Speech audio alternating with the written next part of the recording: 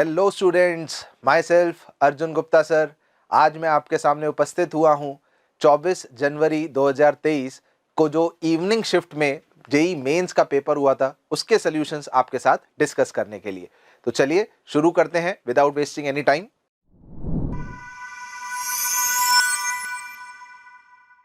ये क्वेश्चन देखिए, फंक्शंस और आप मान सकते हैं थोड़ा सा एमओडी से रिलेटेड बेसिक सा क्वेश्चन था।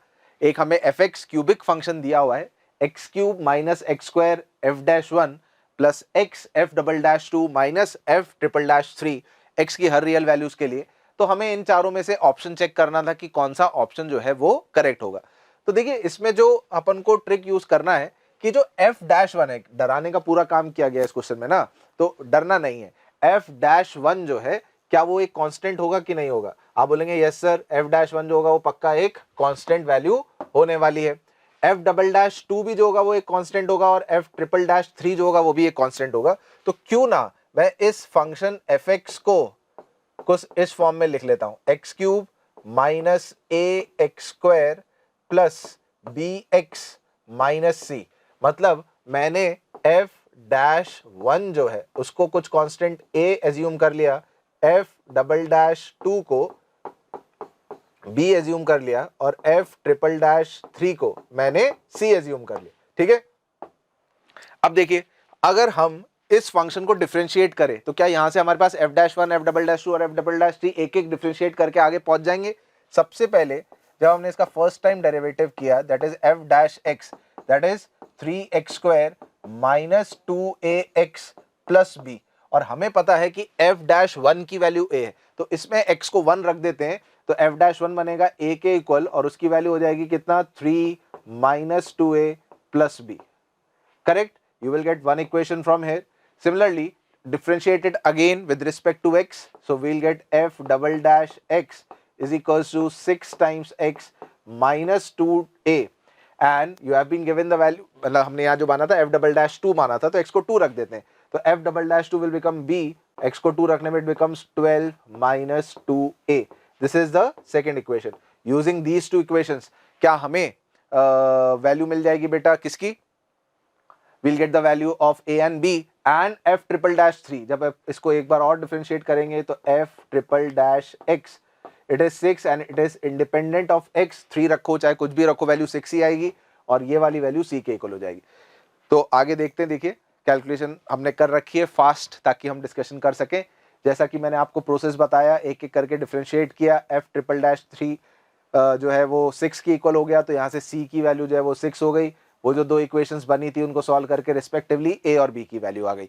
ए और बी की वैल्यू आ गई तो क्यूबिक फंक्शन बन गई x cube minus three x square plus six x minus six.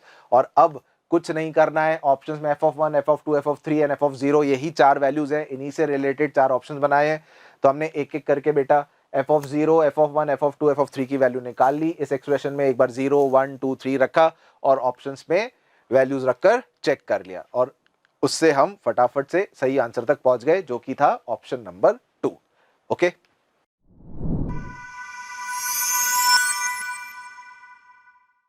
आइए देखते हैं अब हम अपना अगला question.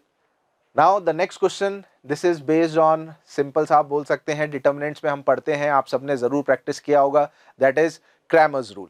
So Cramer's rule that is solving system of linear equations. हमें 3 इक्वेशंस दे रखी हैं, हम जानते हैं 3 equations 3 variables.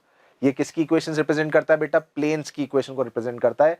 If the system of equations has infinitely many solutions, इनके हैं infinite solutions, then the ordered pair lambda comma mu is। अब देखिए, infinite solutions ज्योमेट्रिकली प्लेन्स में कब पॉसिबल है? या तो जो तीनों प्लेन्स हैं वो ओवरलैपिंग हो जाए। तीनों प्लेन्स कैसे हो जाएं? ओवरलैपिंग, मतलब सेम प्लेन्स हो जाए, जो कि आप फर्स्ट और सेकंड इक्वेशन के प्लेन्स की इक्वेशन को देखते ही वहां उस कंडीशन को हटा सकते हैं। दोनों डिफरेंट इक्वेशंस है। अच्छा, दो ओवरलैपिंग हो जाए, दो ओवरलैपिंग और एक उनको इंटरसेक्ट करके चला जाए तो भी इनफाइनाइट सॉल्यूशंस हो सकते थे, पर मुझे ऐसी यहां पर कोई कंडीशन आती हुई नहीं दिख रही, क्योंकि मैं किसी भी तरह इन प्लेन्स को, भाई फर्स्ट और सेकंड तो जो प्लेन्स हैं वो तो अलग हैं ही, अगर मैं फर्स्ट और थर्ड प्लेन को सेम करना चाहूं तो उसके लिए एक्स, वाई और जेड के कोफिशिएंट्स का रेशियो प्रोपोर्शन में होना चाहिए। तो 1/8 और 2/4 और 3/- लैम्डा में किसी भी तरह से मुझे दिख रहा है 1/8 इज नॉट इक्वल टू 2/4, तो वो भी प्लेन ओवरलैपिंग नहीं हो सकते। मतलब तीनों प्लेन्स जो है वो कहीं ना कहीं किसी एंगल पे इंक्लाइंड हो रहे थे। तो अब इनफाइनाइट सॉल्यूशंस का कंसेप्ट यही बचता है जब वो तीनों प्लेन्स एक फैमिली को बिलोंग करे। फैमिली को बिलोंग करे मतलब दो प्लेन्स के इंटरसेक्शन वाली लाइन से ही तीसरा प्लेन पास करे, तभी हम बोल सकते हैं कि उनके इनफाइनाइट सॉल्यूशंस आ रहे होंगे।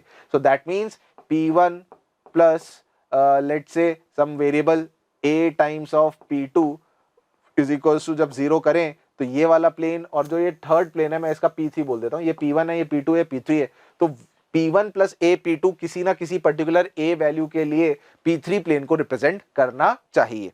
ठीक है, तो हमें उससे लैम्डा और म्यू की वैल्यू मिल जाएगी। तो आइए देखते हैं, यही मैंने कंडीशंस जो है यहाँ पर सॉल्व करने में लगाई हैं। हमने पहले चेक कर लिया प्लेन्स पैरेलल जो है वो तो है ही नहीं, वो तो पॉसिबल ही नहीं है, ओवरलैपिंग नहीं है इनफाइनाइट सॉल्यूशंस के लिए basically. So P1 plus a times of P2, तो अगर आप इसको थोड़ा सा सिंप्लीफाई करके देखेंगे, ये इक्वल्स टू किस प्लेन के इक्वल हो जाना चाहिए, P3 प्लेन के इक्वल हो जाना चाहिए, right. P3 plane 8x plus 4y minus lambda z, सब चीजें इक्वेशन में एक तरफ लाके लिख ली, राइट। अब मैंने क्या किया है, कोफिशिएंट्स को कंपेयर करना शुरू कर दिया, उनको प्रोपोर्शन में डाल दिया। तो x का coefficient 1 plus 4a divided by 8, 2 plus 3a divided by 4, 3 minus 4a divided by minus lambda minus 3 and minus 4a upon minus 9 minus mu. ठीक है, यहां से अब हम क्या है इक्वेशन जो है फॉर्म कर लेंगे। तो पहले हम इन दोनों को सॉल्व करके a की वैल्यू तक पहुंच जाते हैं, राइट।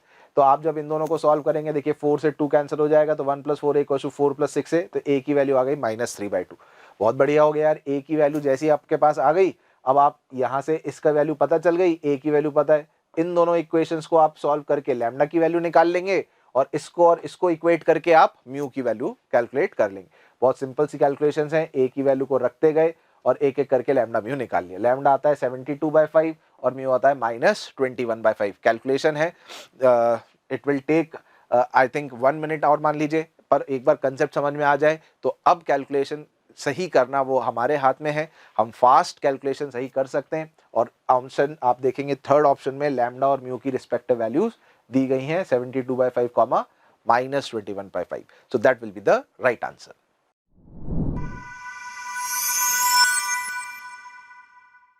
अगला क्वेश्चन देखते हैं, और मैं समझ सकता हूं कि ये क्वेश्चन आपने जैसी स्क्रीन पे देखा होगा तो मैक्सिमम बच्चों के चेहरे पे मुस्कान आई होगी कि सर इतना सीधा डायरेक्ट क्वेश्चन भी पूछा गया था। तो बिल्कुल हाँ, इस बार इतना सिंपल एक ऐसा क्वेश्चन जो ऑलमोस्ट हर बच्चे ने कभी ना कभी सॉल्व जरूर किया होगा फंक्शंस में।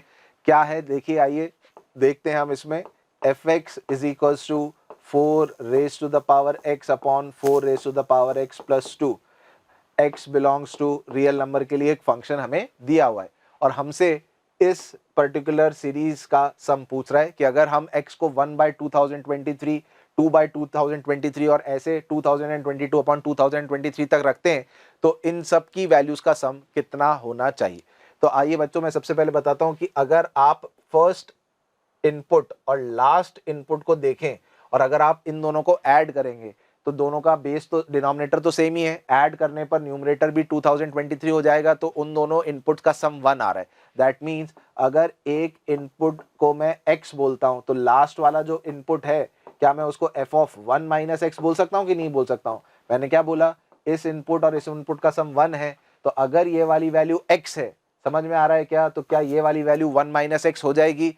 सिमिलरली अगर 2/2023 और इससे पिछला टर्म देखेंगे 2021/2023, उनका सम भी x ही है, तो हमें fx फंक्शन तो दिया हुआ है अगर मैं आपसे f(1 - x) कैलकुलेट करने को बोलूं तो f(1 - x) कैसे निकलेगा, आपको इस फंक्शन में x को 1 - x से रिप्लेस कर देना है। करेक्ट है क्या। जैसे ही अब आपने इसको 1 - x से रिप्लेस किया, थोड़ा सा सिंप्लीफाई कर लीजिए, इसे 4 upon 4 raise to the power x divided by 4 upon 4 raise to the power x plus 2 लिख लीजिए। एलसीएम लेंगे तो ये आपको दिखेगा 4 upon 4 plus 2 into 4 raise to the power x, एक 2 का फैक्टर कैंसिल कर दीजिए तो 2 upon 2 plus 4 raise to the power x। और मुझे fx और f(1 - x) को फाइनली ऐड करना है, तो अगर आप इन दोनों को ऐड करेंगे तो आप देखेंगे डिनोमिनेटर सेम है, 4 रेज पर x प्लस 2 न्यूमरेटर आएगा, जो डिनोमिनेटर के सेम हो जाएगा, दैट मींस इसका सम 1 आ रहा है। तो इसका मतलब फर्स्ट टर्म और लास्ट टर्म ऐसे पेयर में बनते चले जाएंगे और फर्स्ट और लास्ट का सम 1 है। सेकंड और सेकंड लास्ट वो आपस में पेयर में एक x एक 1 माइनस x इनपुट ऐड करने पे 1 ही आएगा। तो 1 से लेके 2022 तक देर आर 2022 टर्म्स, दो दो को कंबाइन करना है तो 1011 पेयर्स बनेंगे। तो 1011 इस पूरे सीरीज का सम हो जाएगा। So that is written in option number 1, so that will be the correct answer. यही देखिए सोल्यूशन में भी सेम वही प्रोसेस है, बहुत इजीली आप इसको कैलकुलेट कर पाएंगे और इनफैक्ट बहुतों ने कर भी लिया होगा।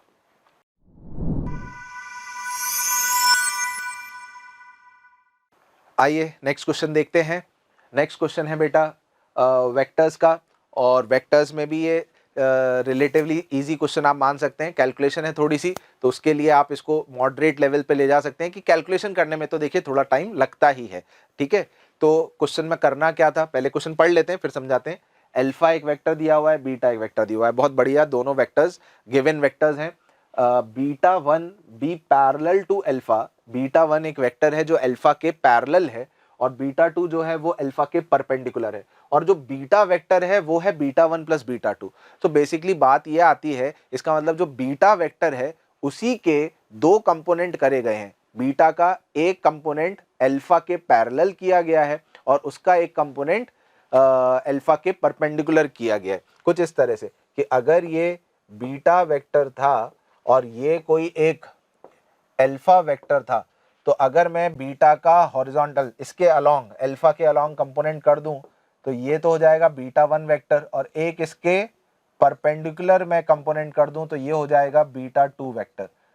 And by resultant law I also know that beta vector is equals to beta one plus beta to.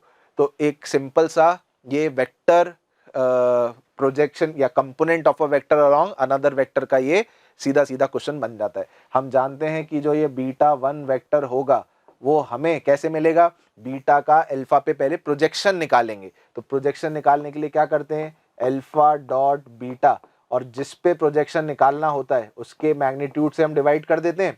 अब ये तो बेटा बन गया स्केलर क्वांटिटी, मतलब इस वेक्टर का मैग्नीट्यूड आ गया।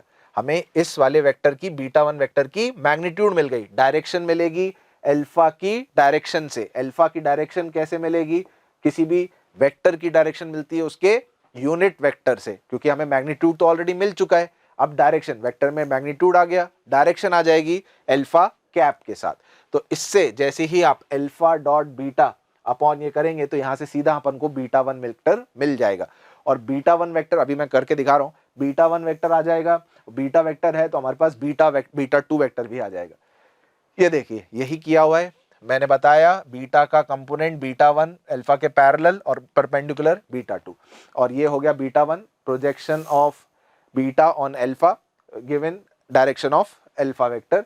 सो आपने अल्फा बीटा सब दिया हुआ है, आपको सिर्फ उसमें जो है वैल्यू सब्स्टिट्यूट करनी है। अल्फा डॉट बीटा निकाला 4 और 3 और 2 6 10, 10 माइनस 20 माइनस 10, तो ये वही लिखा हुआ है माइनस 10, तो ये हो गया upon magnitude of alpha is root 50 और अल्फा कैप 435 अपॉन रूट 50, तो रूट 50 50 हो गया, माइनस 1/5 आ गया। So this basically becomes beta one.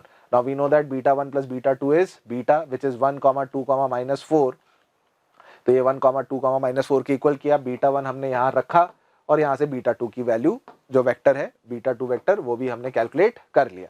अब जैसी बीटा टू वेक्टर आया तो हमें किसकी वैल्यू निकालनी थी, 5 beta two dot I cap plus J cap का प्लेस कैप।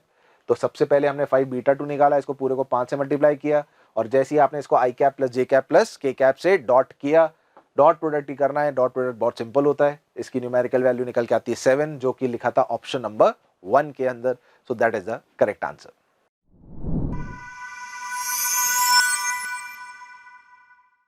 आइए नेक्स्ट क्वेश्चन देखते हैं। नेक्स्ट क्वेश्चन जो आपको स्क्रीन पे दिख रहा है that is of differential equations.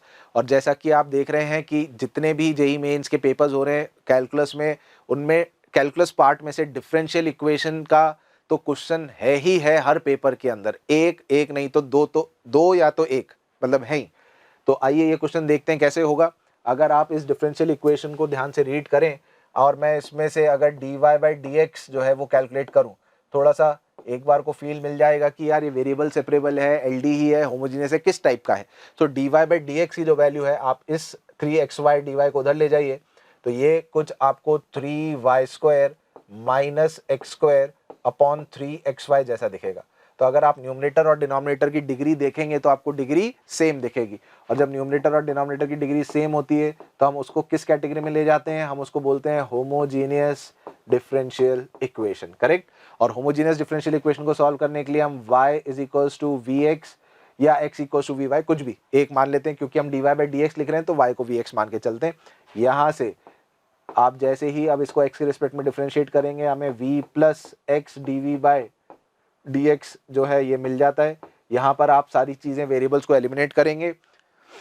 ये देखिए मैं आपको दिखा देता हूँ, हमने डिफरेंशियल इक्वेशन पहले बना ली, होमोजीनियस y को vx रखा, सब्स्टिट्यूशन किया, तो dy बाई dx हो गया v plus x d by dx is equals to 3v square x square minus x square upon 3v x square. X square numerator denominator से cancel हो जाएगा, v को right side में shift करिए, LCM लीजिए, in fact v square का term भी cancel हो जाएगा।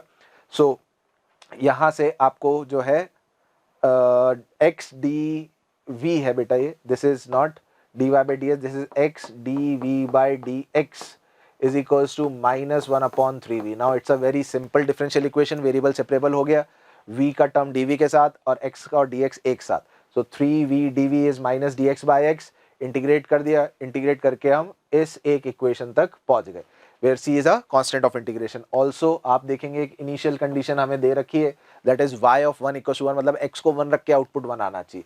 तो जैसे ही आपने इस इक्वेशन में x को 1 रखा, log x 0 आ गया, x को 1 रखा, तो यहाँ से आपको कांस्टेंट की वैल्यू 3/2 मिल जाती है। कांस्टेंट को 3/2 आपने जैसे ही इसमें सब्स्टिट्यूट किया तो 3y square by 2x square equals to this becomes 3/2 ln e minus ln x, so 3y square comes out to be cross multiply 2 से 2 cancel, 3x square ln e minus 2x square ln x। Now question में आपसे पूछा गया था what is the value of 6y square e, so 6y square e means you have to put the value of x e in this. आप x को जैसे e रखेंगे you will get the value of 3y square as e square, and you needed 6y square, multiply by 2 on both sides and get the answer 2e square. It was written in option number 1 and that will be the correct answer. So आप इसे भी moderate level का मान सकते हैं, not because of the concept तो आप जानते ही हैं, just because of calculations जो आपको करनी है, correctly करनी है, exam time of view, exam point of view से मैं बोल रहा हूँ, तो इसलिए इसको medium या moderate level का अपन consider कर सकते हैं।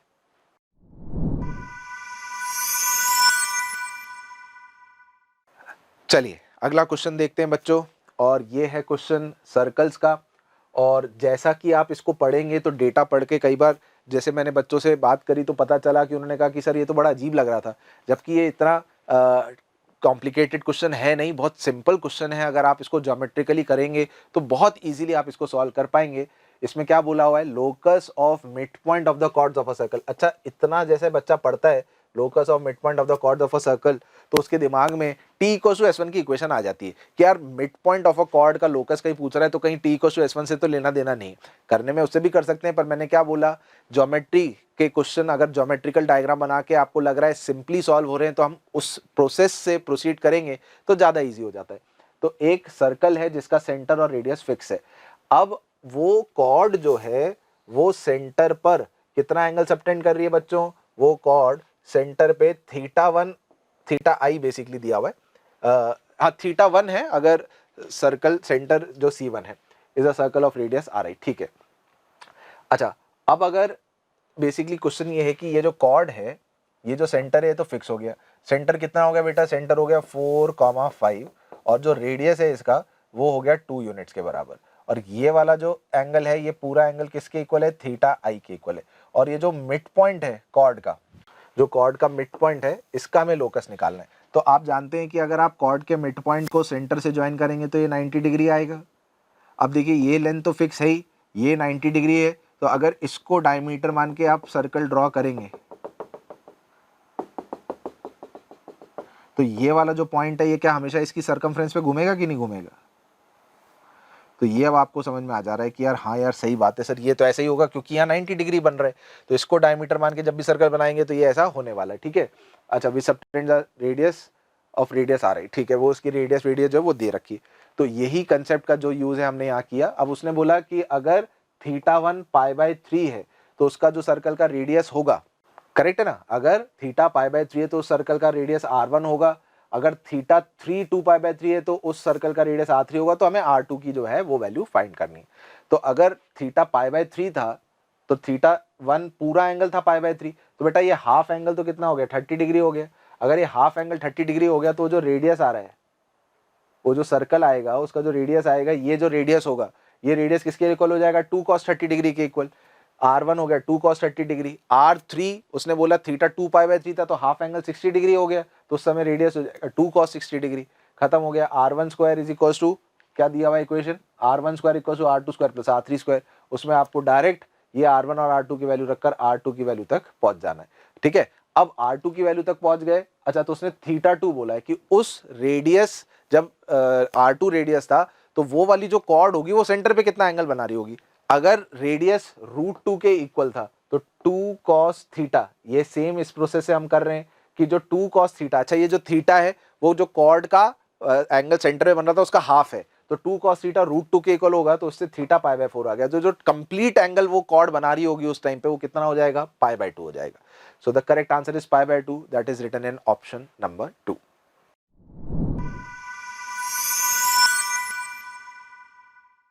चलिए देखते हैं अगला question, the number of real solutions of the equation. अब आप इक्वेशन को देखेंगे तो आपको देखते ही अगेन जैसे मैंने बोला चेहरे पे एक मुस्कान आ जानी चाहिए। कितना सिंपल क्वेश्चन है ये वाला भी, क्वाड्रेटिक मान लीजिए, बेसिक मैथ्स मान लीजिए, कुछ भी कह लीजिए। आपको इसमें एक तो टर्म दिख रही है x + 1/x और एक दिख रहा है x² + 1/x²। तो आप जानते ही हैं बेटा कि आप x² + 1/x² को x + 1/x का होल स्क्वायर -2 लिख सकते हैं, बिल्कुल लिख सकते हैं। तो यही हमें इसमें करना था। आप जैसे ही इसको लिखेंगे x + 1/x का whole square -2 times x + 1/x + 5 = 0। अब आप x + 1/x को t एज्यूम कर सकते हैं और आप जानते हैं कि t की वैल्यू या तो 2 से ज़्यादा होगी या -2 से कम होगी। रियल वैल्यूज के लिए एक बढ़िया सी सिंपल सी क्वाड्रेटिक इक्वेशन बन जा रही है, ये देखिए। और इक्वेशन भी ऐसी जो फटाक से फैक्टराइज हो गई, एक t की वैल्यू 1 आ रही है और एक t - 1/3। और मैंने अभी आपको क्या बताया कि t या तो 2 से ज़्यादा होना चाहिए या -2 से कम, और यहाँ पर दोनों ही t जो है उस रेंज को सेटिस्फाई नहीं कर रहे, तो दैट मीन्स दोनों ही वैल्यूज रिजेक्ट हो जाएंगी। और दोनों ही वैल्यूज रिजेक्ट हो जाएंगी, दैट मीन्स कोई रियल x इस इक्वेशन को सेटिस्फाई नहीं करने वाला। Option number 1 right.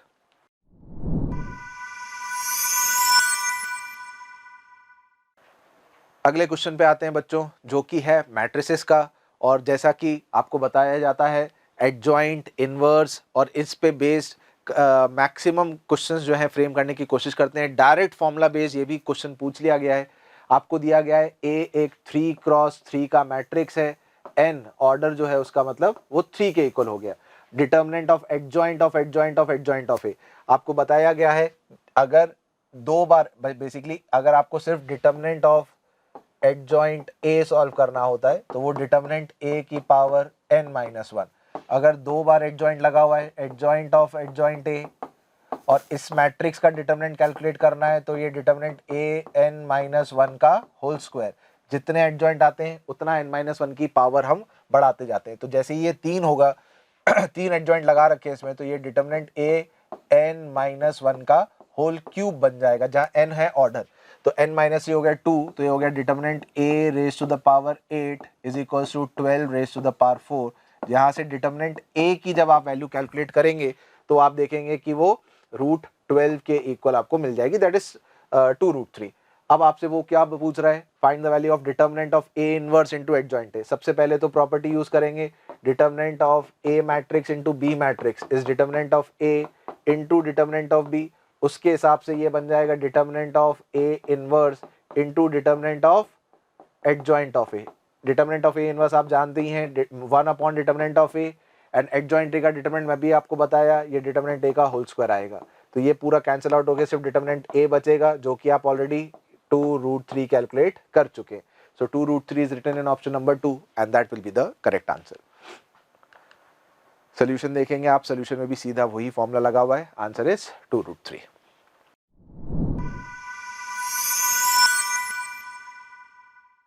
आइए अगला क्वेश्चन देखते हैं जो कि है डेफिनेट इंटीग्रेशन का। पर अगर आप देखें तो डेफिनेट इंटीग्रेशन का भी ये काफ़ी इजी क्वेश्चन जो है आप इसे बोल सकते हैं। बहुत बस छोटी सी चीज़ का ध्यान रखना है। आई होप आपको याद होगा integral dx upon root over a square minus x square, जो कि होता था साइन इनवर्स x बाय। तो ये तो वो क्वेश्चन है जो देखते ही आपको इसको टूट पड़ना है। बस ध्यान से कैलकुलेशन, एक चीज़ का ध्यान रखते हुए। 48 तो देखिए कांस्टेंट है, वो इंटीग्रेशन से बाहर आ गया। इंटीग्रल अपन करेंगे 3√2/4 से 3√3/4 dx upon root over 9 minus 4x square. तो इसका इंटीग्रल क्या बनेगा बेटा, साइन इनवर्स x, तो वो तो 4 किसका होल स्क्वायर है, 2x का होल स्क्वायर है, अपॉन ए स्क्वायर की जगह 3। बस इतना ध्यान रखते हैं कि यहाँ पर जो x का कोफिशिएंट होता है वो अपॉन में डिनोमिनेटर में और आ जाता है। अगर आप ये 2 भूल जाएंगे तो आपका आंसर गलत होने के चांसेस हो जाते हैं। चांसेस क्या, गलत हो ही जाएगा। और यहाँ पर 3√2/4 और अपर लिमिट है 3√3/4। सो आई डोंट थिंक बिल्कुल भी कुछ प्रॉब्लम होने वाला है। अब इसके अंदर आपको सिर्फ वैल्यू सब्स्टिट्यूट करना है और वो सब स्टैंडर्ड लिमिट्स में कन्वर्ट हो जाता है, जैसा कि आप देख सकते हैं। जो मैंने आपको बताया, यहाँ अपॉन में 2 का फैक्टर ज़रूर लगाएं। अब आपने वैल्यू जब अपर लिमिट और लोअर लिमिट इसके अंदर रखी, सो ये 3 जो भी था वैल्यूज आपने यहाँ रखी, तो एक अपर लिमिट रखने पे बनता है √3/2, लोअर लिमिट रखने पे बनता है 1/√2। सिंपली सॉल्व करने पर this becomes how much, it becomes 2π, right? So the answer for this question 2π is written in option 1. So option 1 will be the correct answer.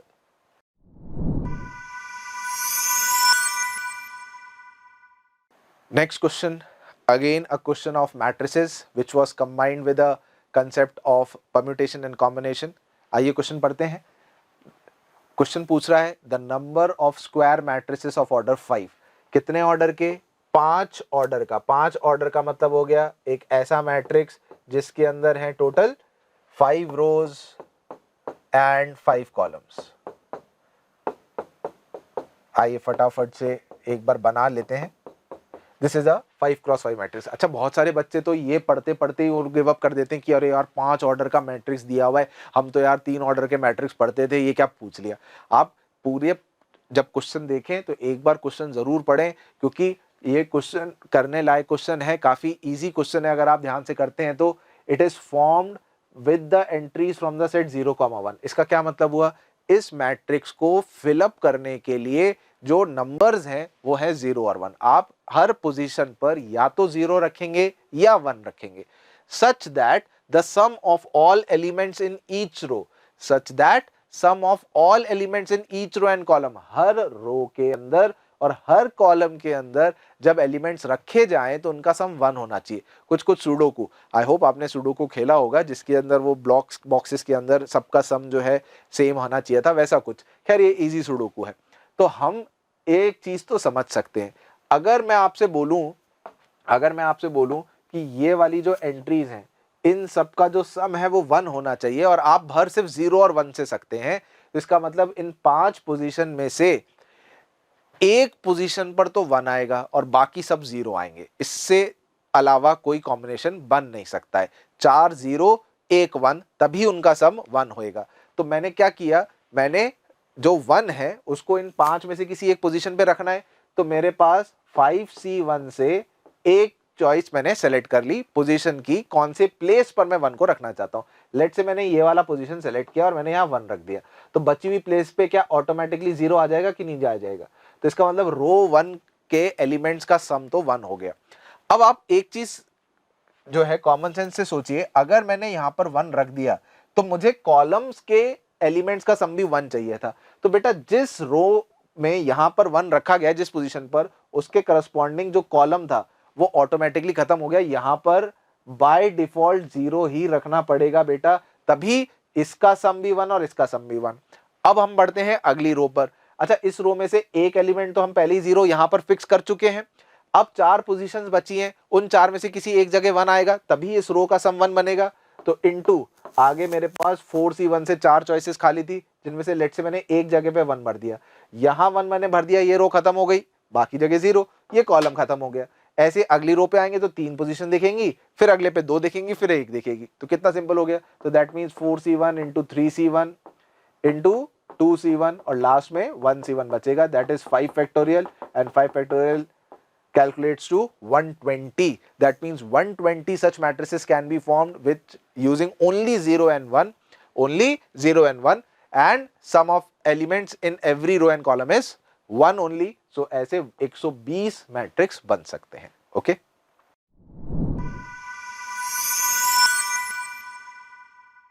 Okay, next question, based on the coefficients of series of binomial coefficients. इसके अंदर आप ध्यान से देखेंगे तो 30c1 square plus 2 times 30c2 square, c0 square c1 square plus c2 square plus c3 square ऐसे चल रहा है. आई होप आपको ये वाला जो सम है बाइनोमियल कोफिशिएंट्स का ये आपको याद होगा. This is one of the standard formulas that you should remember. c0 square plus c1 square plus c2 square plus cn square, the sum of this add up to 2n cn, right? मैं आपको fast बता रहा हूँ test में करने का तरीका, क्योंकि करने के लिए तो वैसे जनरली हम इसका जनरल टर्म लिखते हैं, rth टर्म लिखते हैं और फिर उससे मैनिपुलेशन करते हैं, जबकि आप इसको डायरेक्ट कर सकते हैं. एक मेथड होता है फेडरल कालगॉस मेथड, उसे हम बोल सकते हैं. बेसिकली जब बाइनोमियल कोफिशिएंट्स की सीरीज हैं और उनके कोफिशिएंट्स आपको एपी में देखे, जैसे यहाँ पर 1 के बाद 2, 2 के बाद 3, 3 के बाद 4, तो आपको क्या करना होता है, आप मान लेंगे कि इस पूरी सीरीज का सम लेट से s था, राइट? अच्छा, तो वो कितना हो गया बेटा, c1 square plus 2 times of c2 square से लेकर 30 टाइम्स ऑफ c30 स्क्वायर. हम इसी सीरीज को दोबारा से रिवर्स ऑर्डर में लिख देते हैं, पर ध्यान रखेंगे c30 जो होगा वो c0 के बराबर होगा. अब यहाँ पे c0 तो का टर्म था ही नहीं, तो मैं एक काम कर सकता हूँ, क्या उसको 0 इंटू c0 स्क्वायर लिख सकता हूँ. 0 करूँगा तो मल्टीप्लाई तो वो 0 ही रह जाएगा. इसके साथ यहाँ 30c30 स्क्वायर लिख लेता हूँ, यहाँ 29c29 स्क्वायर लिख लेता हूँ और लास्ट तक 0c30 स्क्वायर तक पहुँच जाता हूँ और दोनों को जोड़ दूंगा. जैसे ही मैं दोनों सीरीज को ऐड करूँगा, c0 and c30 are same, तो इसको मैं c0 स्क्वायर ही अगर लिख लूँ तो इसका सम 30 हो गया. c1 and c29 are same, सो इसको c1 स्क्वायर लिख लूँ तो इन दोनों का सम 1 और 29 भी 30 हो गया. तो इसका मतलब हर एक को जोड़ने पर 30 तो कांस्टेंट आएगा ही, जिसको मैं कॉमन ले सकता हूँ और अंदर मेरे पास बचेगा c0 square plus c1 square plus c2 square up till c30 square, जो कि आप जानते हैं कि इसका सम मैंने अभी आपको बताया 2n cn होता है. तो यहाँ से s की वैल्यू आपके पास आ गई 15 इंटू 60 c30, और ये आपको डेटा दे रखा है alpha into 60 factorial upon 30 factorial का स्क्वायर. तो ये देखिए 60 30 फैक्टोरियल का स्क्वायर, तो ये एनसीआर से डायरेक्ट कैंसिल हो गया और अल्फा की वैल्यू यहाँ से आपको कितनी मिल गई, 15. So 15 was written in option 4 and that will be the correct answer.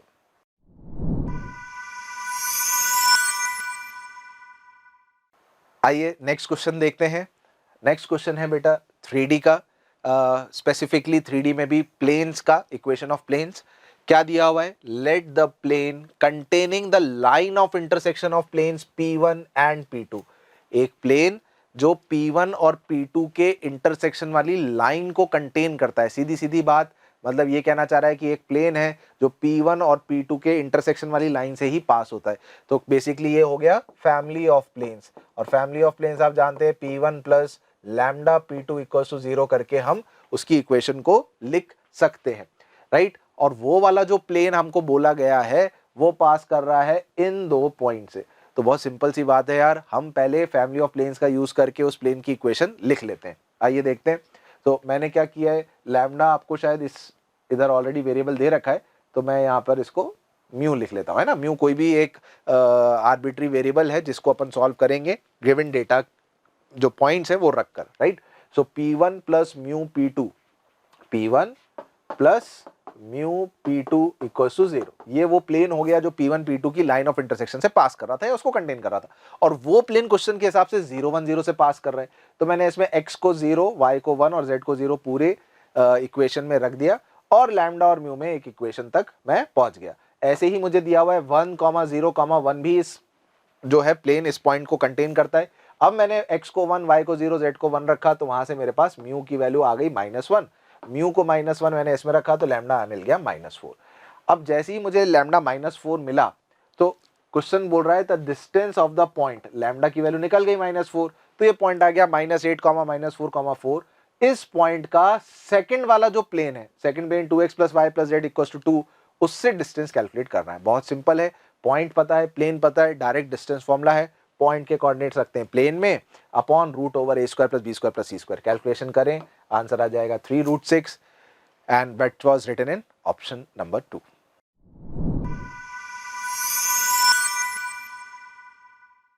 Okay, next question based on function and specifically functional equations, but it was a very easy question you can say, और आप अगर ज़रा सा try करेंगे तो बहुत easily आप solve कर लेंगे।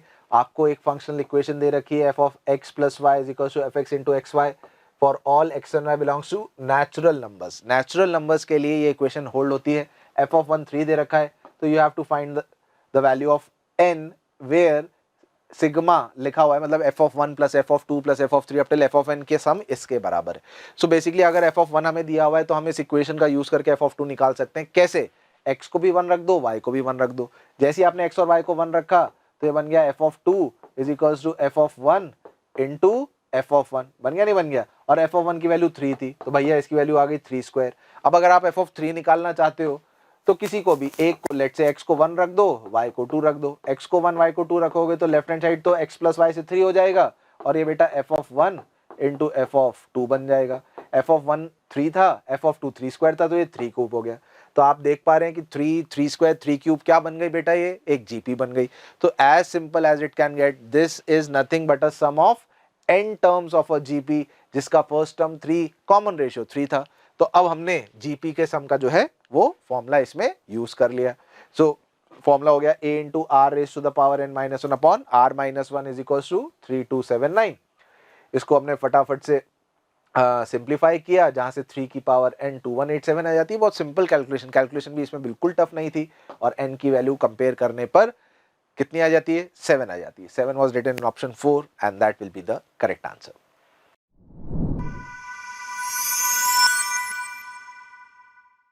Okay, next question. Now this question is based on statistics.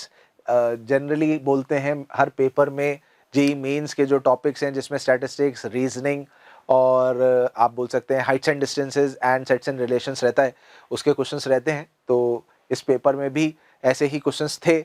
This is based on statistics, थोड़ा सा अरिथमेटिक प्रोग्रेशन भी इसने यूज़ कर लिया है, but that's not a big deal. AP में सब कंफर्टेबल रहते हैं। बोला है 6 नंबर्स हैं, A1 A2 A3 A4 A5 A6 are in AP। The sum of the first and the third term of an AP is 10। The mean of these 6 numbers, mean मतलब of course arithmetic mean, जब mean लिखता है, mean कैसे निकालते हैं? Sum of numbers divided by number of terms.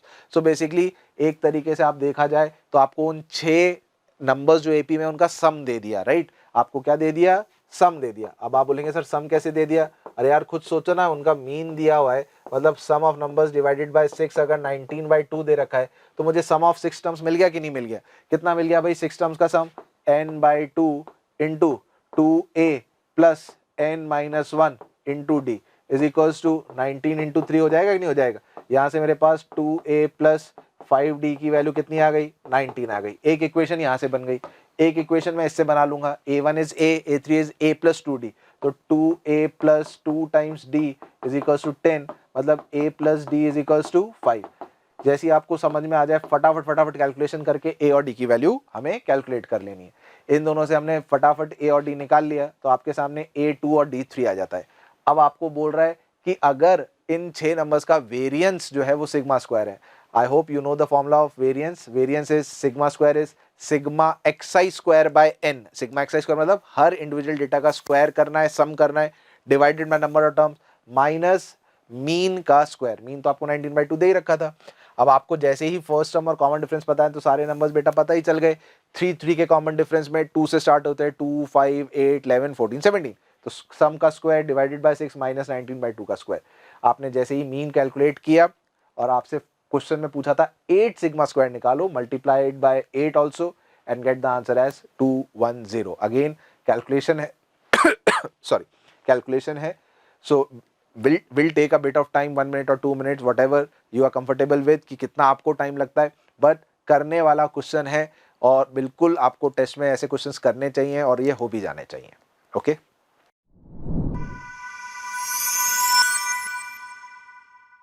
Okay, अब देखते हैं नेक्स्ट क्वेश्चन।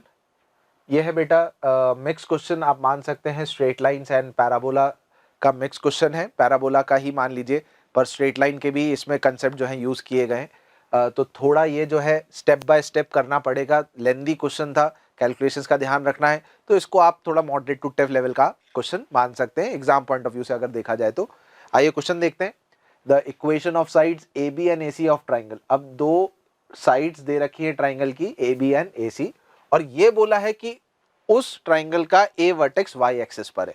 तो यार हमको ट्राइंगल की दे रखी है दो साइड्स और ए वर्टेक्स है वाई एक्सिस पर, तो कमाल की ये बात है कि इसका मतलब उसका जो एक्स कोऑर्डिनेट होगा वो पक्का जीरो होगा। एक्स कोऑर्डिनेट क्या होगा? जीरो।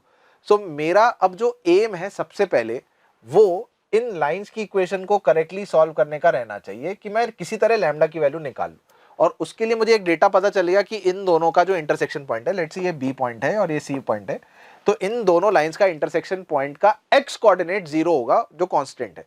तो मैं इन दोनों से एक्स की वैल्यू निकालना चाहूंगा, उसके लिए वाई कोऑर्डिनेट को उड़ाना पड़ेगा।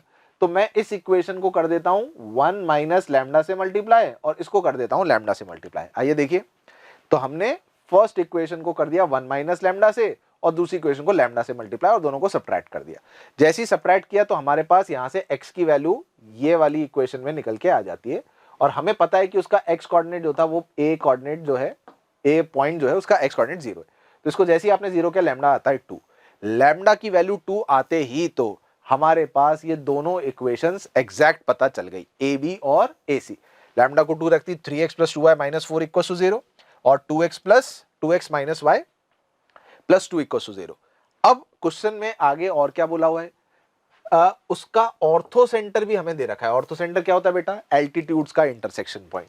तो length of tangent from the point C, अब वो ये चाह रहा है कि हम इसका सी वर्टेक्स निकालें। ए वर्टेक्स तो हमने निकाल लिया 0,2, करेक्ट। अच्छा, अब हमको एच पॉइंट दिया हुआ है। एच पॉइंट कितना दे रखा है भाई? 1,2, राइट। और ये ऑर्थो सेंटर था तो हमें पता है एल्टीट्यूड होगी। इनफैक्ट सी एच को ज्वाइन करूंगा तो ये भी इसकी एल्टीट्यूड ही होगी। तो हमें सी पॉइंट से टैंजेंट ड्रॉ करनी है इस पैराबोला पर इन द फर्स्ट क्वाड्रेंट। तो उस टैंजेंट की लेंथ कितनी होगी? अब यार वो लेंथ ऑफ टैंजेंट निकालने के लिए सी पॉइंट तो चाहिए ही चाहिए, राइट। अब सी पॉइंट कैसे आएगा? तो लेट से मैं मान लेता हूं कि इसके पॉइंट के कोऑर्डिनेट्स हैं a, b। सबसे पहले तो सी पॉइंट जो होगा एसी लाइन पे लाई करने वाला है, और एसी की इक्वेशन हम करेक्टली फाइंड कर ही चुके हैं। तो मैंने a, b को रख दिया उस AC की इक्वेशन में, तो वो हो गया 2a minus b plus 2 equal to 0। एक इक्वेशन तो यहां से आ गई। दूसरी इक्वेशन मैंने बना ली, ऑर्थो सेंटर का यूज कर लेता हूं कि अगर CH देखें तो क्या ये एल्टीट्यूड होगी तो ये AB के परपेंडिकुलर होगी। तो इन दोनों लाइंस की स्लोप्स का प्रोडक्ट -1 होना चाहिए। AB की स्लोप हमने निकाल ली यहां से -3/2 और इसकी स्लोप निकाली 2.1 से b -2 अपॉन a -1 का प्रोडक्ट -1। एक इक्वेशन a और b में यहां से आ गई और एक इक्वेशन यहां से थी। इन दोनों की हेल्प से हमने a और b को सॉल्व कर लिया। अब वो कैलकुलेट जब आप करेंगे, यहां से b उठा के रखा आपने 2a + 2 और सॉल्व किया तो a आ गया -1/2 और a को -1/2 रखा तो b आ गया 1। तो मतलब वो जो c पॉइंट था वो आ गया -1/2, 1। और क्वेश्चन के हिसाब से इस पॉइंट से अब एक पैराबोला है y² = 6x, उस पैराबोला के p पॉइंट पर कहीं टैंजेंट बनाई फर्स्ट क्वाड्रेंट में, ये दिया हुआ है parabola in the first quadrant. तो इसकी लेंथ बतानी। अब उसकी लेंथ के लिए तो यार ये पॉइंट पता चल जाएगा तो मैं डिस्टेंस फॉर्मूला से लेंथ कैलकुलेट कर पाऊंगा, क्योंकि कोई खास पॉइंट, स्पेशल पॉइंट तो लग नहीं रहा करस्पॉन्डिंग टू दिस पैराबोला। तो हम जानते हैं कि पैराबोला के ऊपर कोई भी एक पॉइंट होता है 80², 280, जहां पर आप जानते हैं कि a की जो वैल्यू है 4a की वैल्यू वो 6 है। तो a की वैल्यू कितनी है? 3/2। हमें a भी पता है। और टेंजेंट की इक्वेशन आप जानते हैं क्या होती है? ty = x + at²। और इस टेंजेंट को मैं पास करा दूंगा -1/2, 1 पॉइंट से। तो आइए देखिए, कंसेप्ट हमने बता दिया, कैलकुलेशन यहां देख लेते हैं। ty = x + at², correct. बाकी मैंने आपको ये बता ही दिया था कि a की वैल्यू कितनी है? 3/2 है, तो उसमें हमने ty = x + at² में a की वैल्यू रखी। अब वो पॉइंट सेटिस्फाई करा दिया -1/2, 1, तो t में क्वाड्रेटिक आ गई। t में क्वाड्रेटिक आ गई, t की वैल्यू एक -1/3 और 1 आ रही है, पर क्योंकि हमें फर्स्ट क्वाड्रेंट का पॉइंट दे रखा है तो आप जानते हैं कि 280 जो होगा वो पॉजिटिव ही होना चाहिए, तो t पॉजिटिव वहां से उठाना था, तो t हमने 1 ले लिया। t को 1 रखते p पॉइंट आ गया 3/2, 3। अब तो खेल सिर्फ डिस्टेंस फॉर्मूला का है, c पॉइंट था ही -1/2, 1। पैराबोला पे पॉइंट आ गया तो length of tangent distance formula से कैलकुलेट करके आ जाती है 2√2। सो बिट लेंदी, जैसा मैंने कहा, दैट्स वाई हम इसको टफ कैटेगरी में ले सकते हैं। काफी सारे स्टेप बाय स्टेप कैलकुलेशंस करके आगे बढ़ना है। Correct answer was written in option 4, so that is the correct answer.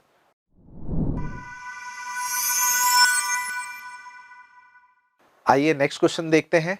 और जैसा कि मैं आपको कह रहा था कि एक क्वेश्चन रीजनिंग का पेपर में ज़रूर रहता ही रहता है, और इनफैक्ट ये तो जो क्वेश्चन है काफ़ी सिंपल क्वेश्चन था, और हमसे पूछा गया है अगर P और Q दो स्टेटमेंट्स हैं, so negation of a this compound statement is what.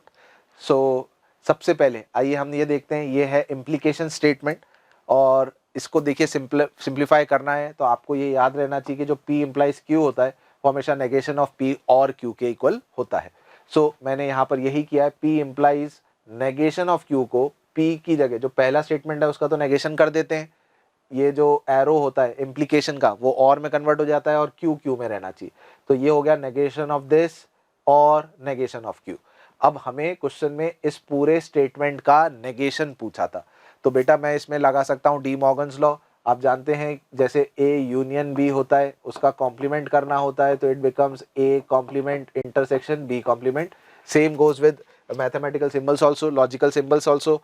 P ये एंड ही है बेसिकली, इसका जब अपन ने नेगेशन किया तो ये हो गया negation of P and changes to और, इसका नेगेशन किया negation of negation P is P और changes to and negation of negation Q is Q।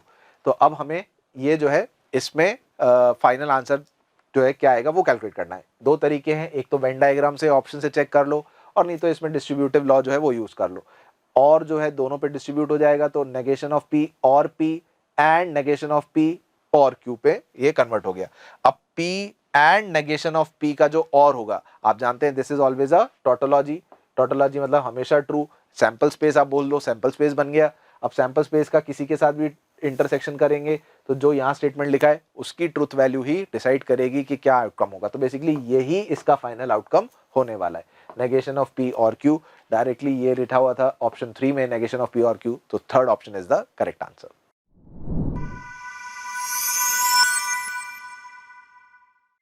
Okay, next question, question of limits. वैसे देखा जाए तो अच्छा क्वेश्चन है, क्वेश्चन पूछने का तरीका जो है बहुत बढ़िया था इनका। माइट बी पॉसिबल कि कुछ स्टूडेंट्स इसमें गलत आंसर मार्क कर दिए हों, मैं समझाऊंगा कि कैसे आप उससे बच सकते हैं। तो सबसे पहले क्वेश्चन देखते हैं, सेट ऑफ वैल्यूज ऑफ ए, हमें ए की सेट ऑफ वैल्यूज निकालनी है जिसके लिए इस फंक्शन की limit x tends to a greatest integer of x minus y minus greatest integer of 2x plus 2 equal to 0। तो सबसे पहले हम एक ग्रेटेस्ट इंटीजर की प्रॉपर्टी यूज करने वाले हैं कि greatest integer of x plus n को हम ग्रेटेस्ट इंटीजर x और n को बाहर लिख सकते हैं यदि n किसी इंटीग्रल वैल्यू को डिनोट करता है। तो n अगर कोई भी इंटीजर है तो हम उस इंटीजर को ग्रेटेस्ट इंटीजर के बाहर मूव कर सकते हैं। तो उसके हिसाब से मैंने यहाँ से -5 और ये 2 बाहर निकाला, तो -5 एंड -2 -7। तो हम उसको इक्वेशन में दूसरी साइड ले जाते हैं, वो तो कांस्टेंट है, तो limit x tends to a greatest integer of x minus 2 times greatest integer of x की वैल्यू आनी चाहिए 7। अब देखिए इस क्वेश्चन को करने के लिए हम बिल्कुल केस बना के आगे बढ़ सकते हैं कि एक बार x इंटीजर ले लेते हैं और एक बार x को हम i प्लस एफ की फॉर्म का ले लेते हैं, और उसमें भी f हमें डिफरेंट केस लेने पड़ेंगे क्योंकि यहाँ 2x आ रहा है, f एक बार 0 से हाफ, एक बार हाफ से 1। बट मैं आपको ये बोलता हूँ कि अगर मान लीजिए इस क्वेश्चन को थोड़ा फास्ट करना है और ऑप्शन से आप देखें तो हर ऑप्शन के अंदर रेंज -7.5 से -6.5 के बीच में दे रखी है, मतलब ए जो है गेम रहेगा तो -7.5 से -6.5 के बीच में ही। बस फर्क क्या है, कहां पर कौन सी वैल्यू को इंक्लूड करना है और कहां पर कौन सी वैल्यू को आपको इसमें इंक्लूड नहीं करना है, बाउंड्री पॉइंट्स पर वो चेक करना है। तो अगर मैं आपसे बोलूं कि लेट से ए को आपने 7.5 -7.5 जो है वो कंसिडर किया, तो उस समय ग्रेटेस्ट इंटीजर ऑफ -7.5 कितना होगा बेटा, -8 होगा। 2x कितना हो जाएगा, -15, तो माइनस और -15 +15 हो जाएगा और उसकी वैल्यू 7 आ जाएगी।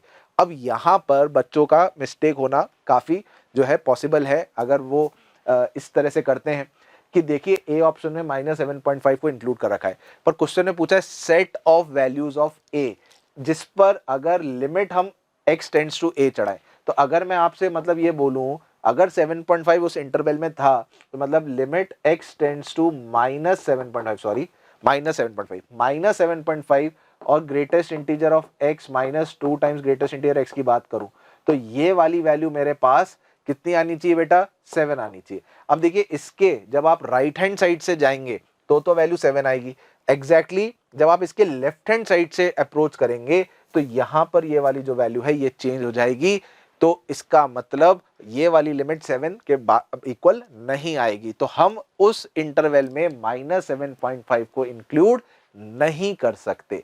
तो -7.5 पे तो आएगा ओपन ब्रैकेट, इसका मतलब या तो आंसर 3 होगा या आंसर 4 होगा। ऐसे ही -6.5 जब आप रखेंगे तो उसका ग्रेटेस्ट इंटीजर -7 आएगा। 6.5 का -6.5 का डबल करेंगे -13, तो उसका ग्रेटेस्ट इंटीजर -13 प्लस हो जाएगा। तो -7 प्लस 13 अगर आप करेंगे तो 6 वैल्यू आपको मिल रही है, लिमिट 7 आ ही नहीं रही, तो इसका मतलब वो तो किसी भी हालत में इंक्लूड हो ही नहीं सकता है। सो दैट्स वाई -6.5 और -7.5 दोनों पे ओपन ब्रैकेट्स आएगा। So the correct answer is 4। I am again saying this is the quick way in at the time of test जो आप करना चाहते हैं। बाकी प्रॉपर मेथड आपको करना है तो 2 केस बनाइए, एक बार x को इंटीजर मानिए, एक बार x को नॉन इंटीजर में i+f, उसमें भी केस बनेंगे जब f 0 से हाफ और एक बार f हाफ से 1 होगा। डिपेंडिंग ऑन दैट इनके ग्रेटेस्ट इंटीजर की वैल्यू आएगी और आप आराम से एक ही रेंज उससे कैलकुलेट कर पाएंगे। ओके,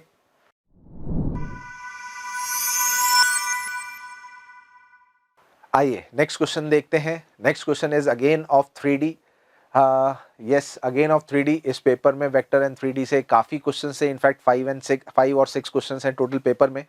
क्वेश्चंस जो वेक्टर 3D से हैं, क्वेश्चन पढ़ते हैं। देखिए क्वेश्चन है स्टैंडर्ड, बट अगेन कैलकुलेशन करने में इट टेक्स टाइम, तो ये भी आप मॉडरेट लेवल का मान सकते हैं। कैलकुलेशन में मिस्टेक ना करें तो हम आंसर पर इजीली पहुंच जाएंगे। पहले पूरा क्वेश्चन ध्यान से पढ़िए, क्वेश्चन को फ्रेम करिए, दिमाग में डायग्राम सोचिए and then proceed.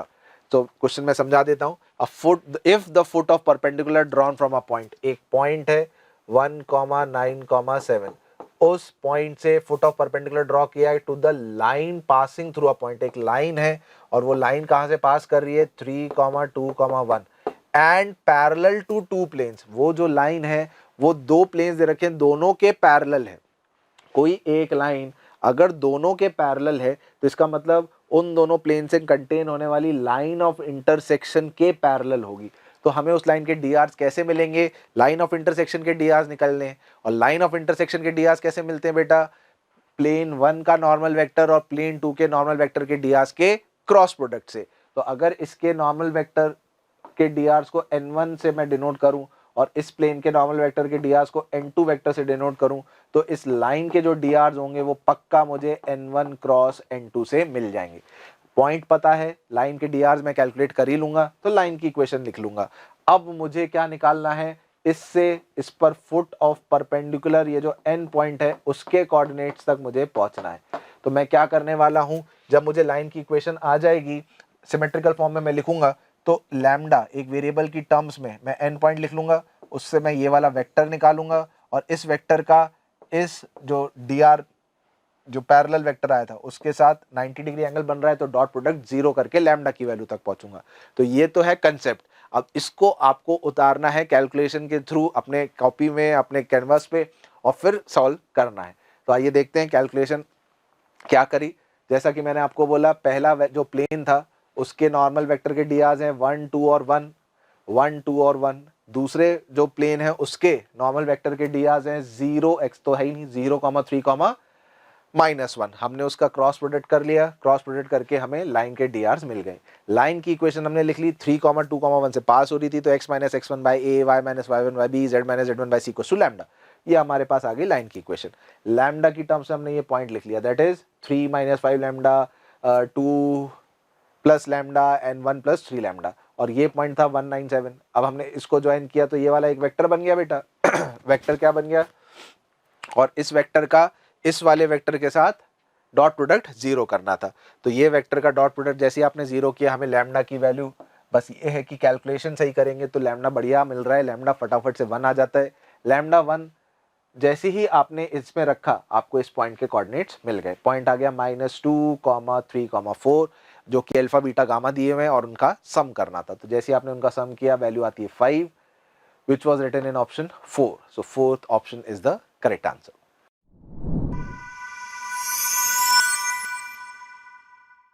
Okay students, next question. This question is based on permutation and combination. Again question जो है काफ़ी simple है, but कुछ बच्चों का छोटा सा बाई चांस मान लीजिए केस वो मिस हो जाता है जल्दबाजी में, तो गलत होने के चांसेस हैं। क्वेश्चन क्या कह रहा है, number of integers greater than 7000 that can be formed using 5 numbers आपको दिए हैं, सबसे अच्छी बात है जीरो है नहीं उसके अंदर, 3 5 6 7 8 विदाउट रिपीटिशन, रिपीट करे बिना इन 5 नंबर्स का यूज करके आप कितने 7000 से बड़े नंबर्स बना सकते हो। तो अब इसमें पहला केस तो ये है कि हमने बनाए हैं 4 डिजिट के नंबर्स, हमने बनाए हैं 4 डिजिट के नंबर्स।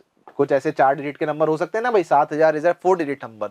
तो जितने भी 4 डिजिट के नंबर 7000 से बड़े होंगे उसके लिए पहली प्लेस पर 7 या 8 ही आना चाहिए। देखिए 3 5 और 6 में से तो नंबर नहीं आ सकता, तो फर्स्ट प्लेस पर हमारे पास 2 चॉइस हैं। अब आपने 7 या 8 रख दिया तो एक चॉइस तो कम हो गई, रिपीटिशन तो अपन कर नहीं सकते, करेक्ट है, रिपीटिशन तो हम कर नहीं सकते हैं। तो अगर रिपीटिशन कर नहीं सकते तो एक चॉइस तो कम हो गई। अब 4 नंबर हमारे पास बचे हुए हैं, आगे कोई सा भी नंबर आप 3 5 6 या जो भी है रखेंगे वो नंबर 7000 से तो डेफिनेटली ज्यादा होगा, क्योंकि उसकी ये वाली प्लेस 0 से तो बड़ी होगी। तो फर्स्ट प्लेस पे 2, सेकंड प्लेस पर 1 कम हो गया, 5 में से तो 4, फिर अगले में 3, अगले में 2, इतने ऑप्शन बचे हैं। तो डायरेक्टली कितने नंबर्स बनते हैं 48। अब जो मैं आपको कह रहा था ये गलत होने के चांसेस इसलिए हो जाते हैं क्योंकि इन्होंने एक 48 भी दिया है, क्योंकि स्टूडेंट्स बाय डिफॉल्ट कई बार दूसरा केस भूल जाते हैं कि जो 5 डिजिट के नंबर बनेंगे वो भी तो सारे 7000 से बड़े होंगे ही होंगे। तो 5 डिजिट के कितने नंबर बनेंगे, all 5 digits can be used in 5 factorial, they can be arranged in 5 factorial ways. So 120 plus 48 is 168, which was written in option 1. So that is the correct answer.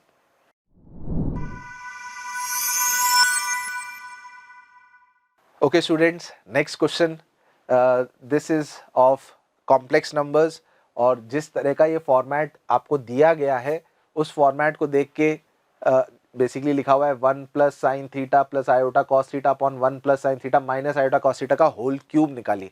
अब देखिए क्यूब निकालने का मतलब ही है कि इसमें हमें डीएमटी जो है डी मॉर्विस थ्योरम बेसिकली यूज करना पड़ेगा, और हम इन कॉम्प्लेक्स नंबर्स को बेसिकली एक्सपोनेंशियल फॉर्म में कन्वर्ट करना चाहते हैं। जितना इजीली आप इसको एक्सपोनेंशियल फॉर्म में कन्वर्ट कर लेंगे उतना ईजी, जितना फास्ट उतना ही फटाफट ये क्वेश्चन सॉल्व हो जाएगा। बट अब जो प्रॉब्लम है वो ये है कि यहाँ पे लिखा हुआ है 1 plus sine theta plus iota cos theta, और जबकि इसमें हम जो है एक्चुअली स्टैंडर्ड फॉर्म जो है वो चाहते हैं कि 1 plus cos phi plus iota sine phi की फॉर्म में आए। तो इसको हम स्टैंडर्ड बेसिकली भाई पोलर फॉर्म में यहाँ पर 1 नहीं होना चाहिए, ये होना चाहिए cos theta plus iota sine theta की फॉर्म, जिसको हम डायरेक्टली ई की पावर आयोटा थीटा लिख सकते हैं। तो उसके लिए अब इसको हाफ एंगल में कन्वर्ट करना है, तो अगर यहाँ साइन थीटा होगा तो ये 1 कैंसिल करने में दिक्कत आएगी, और ये कॉस अगर थीटा की फॉर्म या कॉस फाई की फॉर्म होगी तो मैं इसको 2 cos स्क्वायर फाई माइनस 1 लिखता हूँ, माइनस 1 से 1 कट जाता है, और इसको 2 sin फाई cos फाई लिख लेता हूँ। तो उसमें से क्या होता है ना 2 cos फाई कॉमन आ जाता है और फिर वो इजीली पोलर फॉर्म में, जिससे कि वो आगे एक्सपोनेंशियल फॉर्म में कन्वर्ट हो जाता है। तो देखिए है क्या काम, पहले मैं ट्रिग्नोमेट्री लगाता हूँ, साइन थीटा को किस में कन्वर्ट करना है, कॉस थीटा में, तो not a big deal, complementary angle का यूज करूंगा, पाई/2 माइनस थीटा से मैं कन्वर्ट कर लूंगा। तो जैसे ही आप इसको साइन थीटा को कॉस में कन्वर्ट करेंगे, ये जो है बनकर आ जाएगा बेटा पाई/2 माइनस 2 लिखना है, वो एंगल आता है 5π/18। सो मैंने साइन 2π/9 को कॉस 5π/18 और कॉस 2π/9 को साइन 5π/18 में कन्वर्ट कर लिया। और जैसा कि मैं आपको कह रहा था, अब ये एक हमारे पास स्टैंडर्ड सी लविंग सी फॉर्म है, इससे हम आगे प्रोसीड कर सकते हैं। इसको मैंने लिखा 2 cos स्क्वायर cos 2 थीटा मानते हुए 2 cos स्क्वायर थीटा -1, -1 + 1 कट गया तो इसका एंगल का हाफ हो गया, और इसको मैंने लिखा 2 sin 2 थीटा मानते हुए 2 sin थीटा cos थीटा, इसमें से 2 cos 5π/36 कॉमन आएगा। सेम यही मैंने डिनोमिनेटर में किया, तो वो 2 cos 5π/36 तो कट जाएगा। अब न्यूमरेटर में क्या बचा है बेटा, न्यूमरेटर में बचा है cos 5π/36 प्लस आयोटा साइन 5π/36, और डिनोमिनेटर में बचा है cos 5π/36 माइनस, तो क्या मैं उस माइनस को साइन के एंगल में एडजस्ट कर सकता हूं, और अगर साइन का एंगल -5π/36 है तो इसको भी मैं -5π/36 लिख सकता हूं, cos minus theta cos theta होता है ये। अब न्यूमरेटर बन गया e रेज़ पर आयोटा 5π/36 और डिनोमिनेटर बन गया e रेज़ पर माइनस आयोटा 5π/36, क्योंकि ये दोनों अब एक स्टैंडर्ड पोलर फॉर्म में एक्सप्रेस कर दिए गए हैं, जिसको कि हम डायरेक्टली एक्सपोनेंशियल e की पावर आयोटा थीटा लिख सकते हैं। जैसे अब आपने इसको इस फॉर्म में लिखा, और हमें एक्चुअली इन सब का क्या करना था, क्यूब सॉल्व करना था, हमें इसका क्यूब सॉल्व करना था। तो अब मैंने e की power minus iota 5 pi by 36 ऊपर ले गया, तो दोनों ऐड होके 5 पाई बाई 18 का क्यूब e रेज पर iota 5 pi by 6. Now 5 pi by 6 is cos 5 pi by 6 plus iota sin 5 pi by 6, which solves up to minus root 3 by 2 plus iota by 2. It was written in option number 1, right? So that is the correct answer. Okay.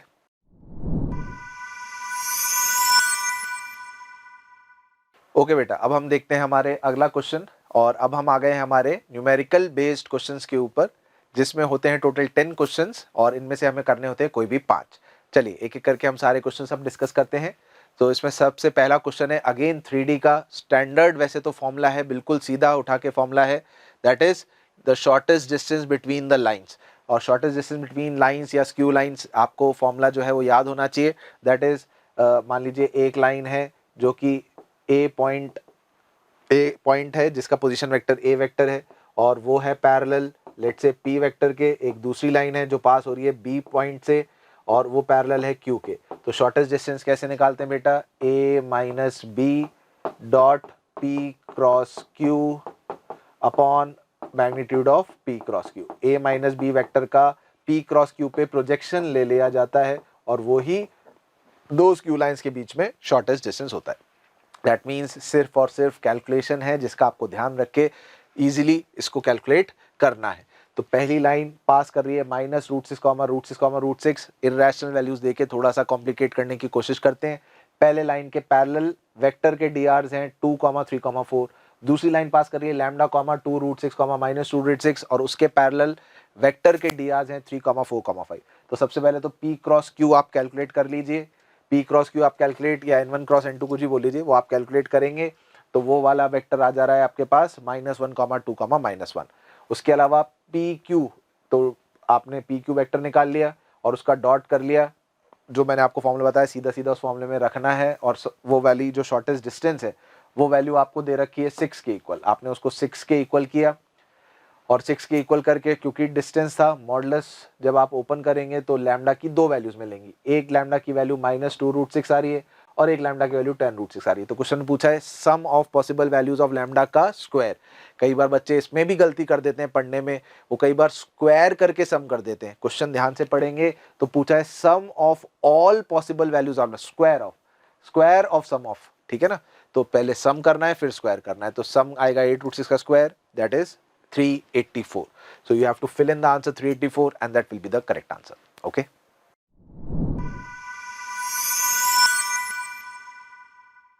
Okay students, next question now. Now this question is a mixed question of probability together with a parabola. थोड़ा लेंदी आप इसको question को कह सकते हैं. सबसे पहले question पढ़ते हैं. 3 अर्न्स मतलब बॉक्स मान लीजिए, डब्बे मान लीजिए. 3 बॉक्सेस हैं ए बी सी. पहले बॉक्स में 4 रेड 6 ब्लैक, दूसरे में 5 रेड 5 ब्लैक, और सी बॉक्स में रेड पता नहीं कितनी है, लैम्डा रेड है, and 4 black balls are there respectively. तीनों में से one of the urns is selected at random. पहले कोई भी रैंडमली एक अर्न सेलेक्ट किया और उसमें से एक बॉल ड्रॉ करी, and a ball is drawn. If that ball drawn is red, अगर वो बॉल जो ड्रॉ करी वो रेड निकली थी, and the probability that is drawn from urn c. तो यार ये तो पढ़ती आपको समझ में आ जाना चाहिए, बेस थ्योरम का क्वेश्चन है. एक बॉल निकाली, वो रेड आई, इस बात की क्या प्रोबेबिलिटी है कि वो सी अर्न से निकली थी. अब देखिए एक बॉल ड्रॉ करी, अब वो रेड बॉल ए से भी आ सकती थी, बी से भी आ सकती थी, सी से भी आ सकती थी. तो पहले तो अपन रेड बॉल को ड्रॉ करने की प्रोबेबिलिटी जो है वो कैलकुलेट कर लेते हैं.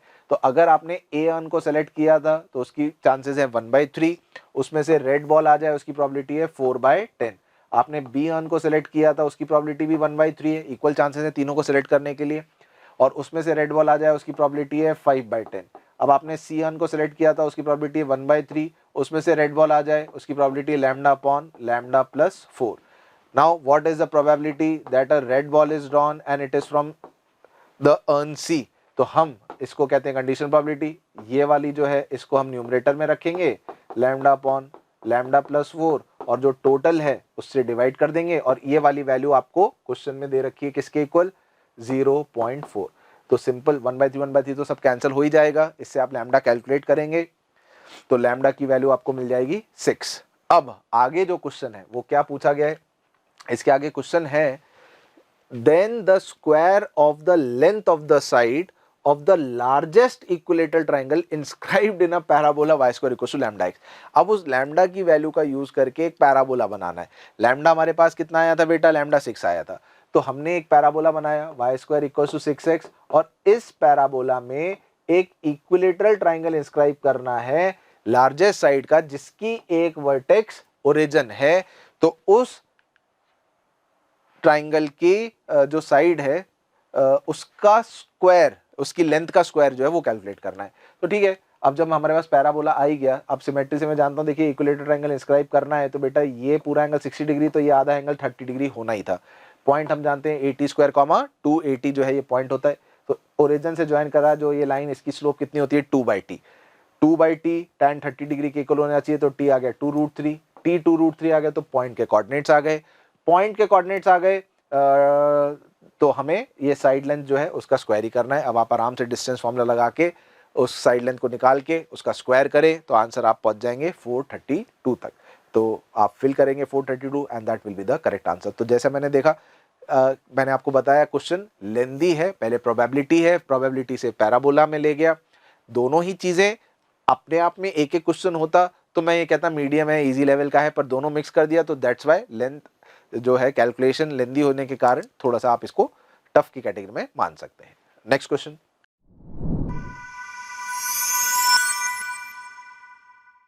Okay, now the next question, this is of trigonometric equations. You can say that you have been given a set S which contains theta in the interval close 0 to open 2 pi, satisfying the equation tan pi cos theta plus tan pi sin theta equals to 0. इस equation को satisfy करने वाले theta हमें निकालने हैं 0 से 2 पाई में. तो ये एक सिंपल सी ट्रिग्नोमेट्रिक इक्वेशन है. tan pi cos theta is equals to minus of, जो उस माइनस को अपन tan के एंगल के अंदर ले जाके माइनस पाई साइन थीटा लिख सकते हैं. And now we will write the general solution of this, that is pi cos theta is equals to n pi plus phi, that is minus pi sine theta. Pi you can say gets cancelled from all the both the sides and you will get cos theta plus sin theta is equals to n. Now because you know that the range of n is an integer value and the range of sin theta plus cos theta is minus root 2 to root 2, that means n can take only either value -1, 0 and 1, right? So now you will be getting three equations. Cos theta plus sin theta is equals to -1, cos theta plus sin theta equals to 0, cos theta plus sin theta is equals to 1. We will be solving these three equations to get the values of theta from S. So what you can do, you can multiply or you can divide both sides by root 2. So 1 by root 2 cos theta plus 1 by root 2 sin theta will give you -1 by root 2, 0 and 1 by root 2. And उसको आप cos theta minus pi by 4 cos a minus b के फॉर्मूले से convert करके आप लिख सकते हैं, जैसा कि मैंने आपको यहाँ दिखा दिया है. तो आपको ऐसी तीन इक्वेशंस मिल गई, तीनों के आपने जनरल सोल्यूशंस लिख लिए. Theta minus pi by 4 1 by root 2 मतलब 2m pi plus minus pi by 4. Zero कब होता है? जब theta minus pi by 4 is 2m pi plus pi by 2 and theta minus pi by 4 is 2m pi plus minus 3 pi by 4, right? यहाँ से हमने respectively theta की values जो है वो फाइंड करते गए. यहाँ से थीटा निकाल लिया एक इक्वेशन से और एक यहाँ से, ये दो थीटा. अब इसमें हम m इंटीजर रख रख के 0 से 2 पाई के पॉसिबल थीटा निकालेंगे. तो आपको वैल्यूज क्या क्या मिलेंगी? Pi by 2, 0 not pi by 4, pi 3 pi by 2, 3 pi by 4 and 7 pi by 4. Total 6 values of theta you will get. And question was saying find the sum of all these terms. जहाँ theta set S को belong करता है, तो वो जो 6 theta की values मिली है वो एक एक करके आपको यहाँ रखनी है. एक बार आपको थीटा की value pi by 2, pi 3 pi by 2, 3 pi by 4, 7 pi by 4 रखनी है इसके अंदर. और ऐसे जितने भी साइन की वैल्यूज आएंगी उनका स्क्वायर का सम आपको कैलकुलेट करना है. वो बहुत सिंपल है, बहुत लविंग से एंगल्स हैं. जैसे आपने पाई बाय 2 रखा तो pi by 2 plus pi by 4 is 3 pi by 4, तो the value becomes 1 by root 2. 0 रखा तो pi by 4, again value becomes 1 by root 2. Pi रखा तो पाई प्लस पाई बाय 4. ऐसे करके सारी वैल्यूज रखते गए, उनका स्क्वायर करके सम किया, तो you will get the answer as 2, right? So the final answer for this question is 2.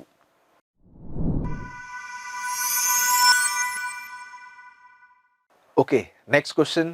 Now this question is of sequence and progression. इसको आप इजी लेवल का मान सकते हैं, ना बहुत कैलकुलेशन ज़्यादा है और ना बहुत ज़्यादा कुछ इसमें खास पूछा गया है. सिंपल एक सीरीज न्यूमरेटर में लिखी है, that is the sum of cube of first and natural numbers. 1 cube plus 2 cube plus 3 cube आप जानती हैं. इसका direct formula sigma n cube का, that is n into n plus 1 by 2 का होल स्क्वायर. और डिनोमिनेटर अगर आप देखेंगे तो आपको दिख रहा है 1 into 3 plus 2 into 5 plus 3 into 7 and so on. तो अगर आप यहाँ देखें फर्स्ट टर्म 1 के बाद 2, 2 के बाद 3, तो अगर मैं इसकी जनरल टर्म लिखना चाहूँगा तो पहला टर्म तो r आ गया।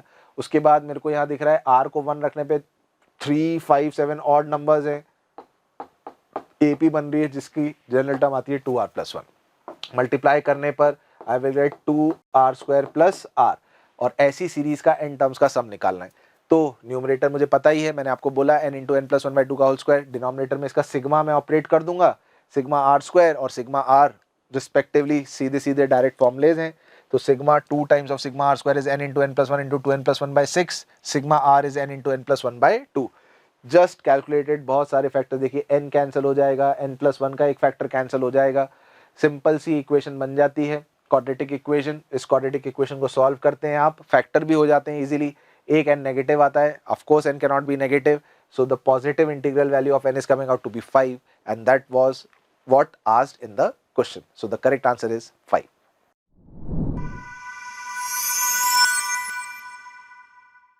Okay, next question now. It is of binomial equations, binomial theorem basically. Let the sum, question पढ़ते हैं पहले. Let the sum of the coefficients of the first 3 terms in the expansion. क्या बोला गया है, जब हम इस binomial का expansion करते हैं तो उसके पहले 3 terms के coefficients का sum, ध्यान से पढ़ेंगे coefficients, it's not written binomial coefficients, coefficients का sum जो है वो 376 है। तो जब फर्स्ट टर्म आप इसमें लिखेंगे तो वो कितनी आएगी बेटा, NC0 x raise to the power n।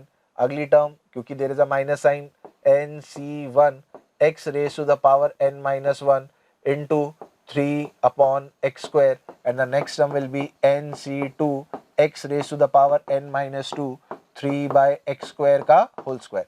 तो जो कोफिशिएंट्स आ रहे हैं, what is the coefficient of the first term, it is 1, second term में माइनस NC1 इंटू 3, और सेकेंड टर्म में 9 into NC2, and this is given out to be how much, 376.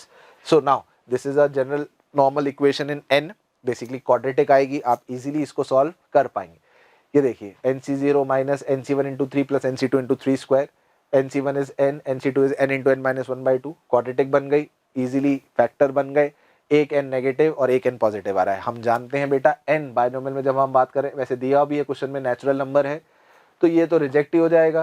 10 is a natural number, we'll accept the value as 10. Now what has question asked? Question has asked the coefficient of x raised to the power 4. Now x raised to the power 4 कैसे मिलेगा, अब उसके लिए आपको इसकी लिखनी पड़ेगी general term. तो हम बाइनोमियल की जनरल टर्म जानते हैं TR प्लस 1 है ना, राइट, उससे लिखते हैं तो it will become 10CR, n तो 10 आ ही चुका है, into x raise to the power 10 minus r into minus 3/x square raise to power r। तो टोटल x की पावर्स क्लब करिए, x यहाँ पर न्यूमरेटर में 10 माइनस r, डिनोमिनेटर में 2r, तो न्यूमरेटर में ले जाऊंगा तो 10 माइनस 3r हो जाएगी। तो 10 माइनस 3r हम चाहते हैं x की पावर 4 के इक्वल, जहां से r कैलकुलेट करके 2 आता है। r 2 आया मतलब थर्ड टर्म होगी बाइनोमियल एक्सपेंशन की, which will contain x raise to the power 4 and you need to find its coefficient. So आपने यहाँ पर r को 2 रखा, कोफिशिएंट आ गया 10C2 इंटू 3 स्क्वायर, कैलकुलेट करने पे the value comes out to be 405। Okay,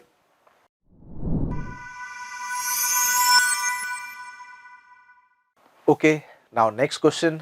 now this question is of pure straight lines, आप इसे बोल सकते हैं, किसी से मिक्स नहीं था। आइए क्वेश्चन पढ़ते हैं। The equation of the sides AB, BC and CA of triangle ABC। Basically एक ट्राइंगल है, उसकी 3 साइड्स की इक्वेशंस हमें दे रखी हैं, 3 में से 2 साइड्स तो एग्जैक्टली हमें इक्वेशन दे रखी है, और जो एक साइड है उसमें 2 वेरिएबल्स हैं P और A, और ये दिया हुआ है A0 नहीं है। उसके अलावा हमें सेंट्रॉइड ऑफ ट्राइंगल का कोऑर्डिनेट दिया हुआ है, जिसका x कोऑर्डिनेट पता है, सेंट्रॉइड दिया हुआ है 2, A है, ठीक है। तो हमें BC साइड लेंथ जो है ट्राइंगल की, उसका स्क्वायर फाइंड करना है। तो देखते हैं हम इसमें क्या कर पाएंगे।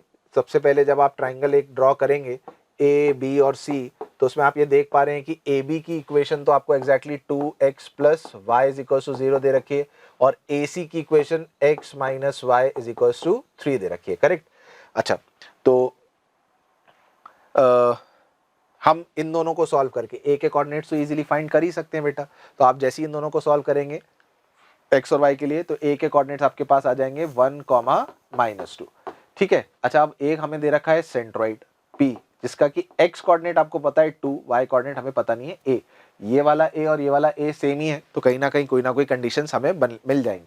अच्छा, अब हम b के कोऑर्डिनेट्स इसका यूज कर सकते हैं कि अगर इसका x कोऑर्डिनेट a था तो इसका y कोऑर्डिनेट -2 हो जाएगा, और अगर इसका y coordinate let's say beta है या अल्फा है, a अल्फा कुछ भी, अल्फा ले लीजिए या बीटा ले लीजिए, तो ये हो जाएगा बीटा प्लस 3 कॉमा बीटा। ये मैंने डायरेक्टली इसके अंदर कोऑर्डिनेट्स रख के ये वैल्यूज फाइंड कर ली। अब मैं सेंट्रोइड का फॉर्मूला लगा दूंगा। सेंट्रोइड आप जानती हैं, x1 plus x2 plus x3/3 is equals to 2 and y1 plus y2 plus y3/3 is equals to a। तो यहाँ पर ये देखिए, ये दोनों हमने फॉर्मूले लगा दिए, alpha plus 1 plus beta plus 3/3 is equals to 2। तो एक रिलेशन तो आ गया alpha plus beta equals to 2, और एक आ गया -2 alpha plus -2 plus beta upon 3 is equals to a। तो यहाँ से एक रिलेशन हमारे पास आ गया बच्चों। ये देखिए, ये इक्वेशन आई थी और इस इक्वेशन में मैंने बीटा को एलिमिनेट कर दिया। मैंने बीटा की जगह रख दिया 2 माइनस अल्फा। तो जैसे ही मैं बीटा को 2 माइनस अल्फा रखूंगा, मेरे पास एक अल्फा और a में रिलेशन आ गया, that is alpha is equals to minus a, right. अब मैं एक चीज और यूज कर सकता हूं कि ये जो b के कोऑर्डिनेट्स हैं, ये जो BC लाइन है, इसको सेटिस्फाई करेंगे। तो मैंने ये कोऑर्डिनेट्स जो है अल्फा कॉमा -2 अल्फा इस लाइन में रख दी। तो अल्फा x की जगह y की जगह -2 p alpha is equals to 21a, alpha common आ गया 1 - 2p इक्वल्स टू 21a, और यहाँ से मुझे पता है कि अल्फा था -a के इक्वल। तो जैसे ही मैंने अल्फा को -a रखा, a 0 है नहीं, क्वेश्चन में दिया हुआ है, वो कैंसिल हो गया, और p की वैल्यू यहाँ से सॉल्व होकर मेरे पास आती है 11। सिमिलरली c के जो कोऑर्डिनेट्स है वो भी इस इक्वेशन को सेटिस्फाई करेंगे। तो बेटा मैंने c के कोऑर्डिनेट्स भी उस लाइन में रख दी, उससे मुझे अल्फा और बीटा में एक इक्वेशन मिल गई, राइट। अल्फा और बीटा में यहाँ से एक इक्वेशन मिल गई। अब आप बोलेंगे अल्फा कहाँ से आया, तो वही a की जगह माइनस अल्फा हमने रख दिया था, और एक इक्वेशन अल्फा बीटा में यहाँ पे पहले से थी, alpha plus beta equals to 2, और एक 21 alpha plus 12 beta equals to 3 चाहें तो आप कैंसिल कर सकते हैं। इन दोनों से सॉल्व करके आपको अल्फा और बीटा रिस्पेक्टिवली मिल जाएगा, और जैसे ही आपको अल्फा बीटा मिलेगा, अल्फा आ गया -3 और बीटा आ गया 5, तो ये दोनों पॉइंट के कोऑर्डिनेट्स आ गए, और कोऑर्डिनेट्स आते ही आप डिस्टेंस फॉर्मूला लगाएं, और आपको उस साइड का स्क्वायर पूछा था। Answer comes out to be 122 and that will be the correct answer.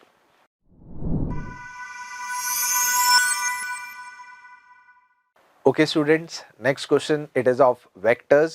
Now this is again exclusively of vectors. You can say it is of cross product of vectors. Let's see क्या क्या हमें इसमें data चीज़ें दे रखी हैं। A एक vector है i cap plus 2j cap plus lambda k cap. B भी एक वेक्टर है 3i cap minus 5j cap minus lambda k cap. दोनों ही वेक्टर्स में लैम्डा जो है वो एक वेरिएबल हमें दिया हुआ है। उसके अलावा एक डेटा दे रखा है a dot c is equal to 7, एक इक्वेशन दे रखी है 2b dot c plus 43 is equal to 0। साथ ही साथ में एक इक्वेशन और दे रखी है, that is a cross c is equal to b cross c। अच्छा, ये वाली जो इक्वेशन है पक्का आपने पहले कहीं ना कहीं देखा होगा। इसमें जनरली हम क्या करते हैं, दोनों वेक्टर्स को हम एक ही साइड पे ले आते हैं, 0 कर देते हैं। अब क्योंकि क्रॉस जो c क्रॉस है वो बाद में दोनों वेक्टर्स के पोस्ट में क्रॉस हो रहा था, तो आप उसको कॉमन लेकर a minus b cross c equal to 0 लिख सकते हैं।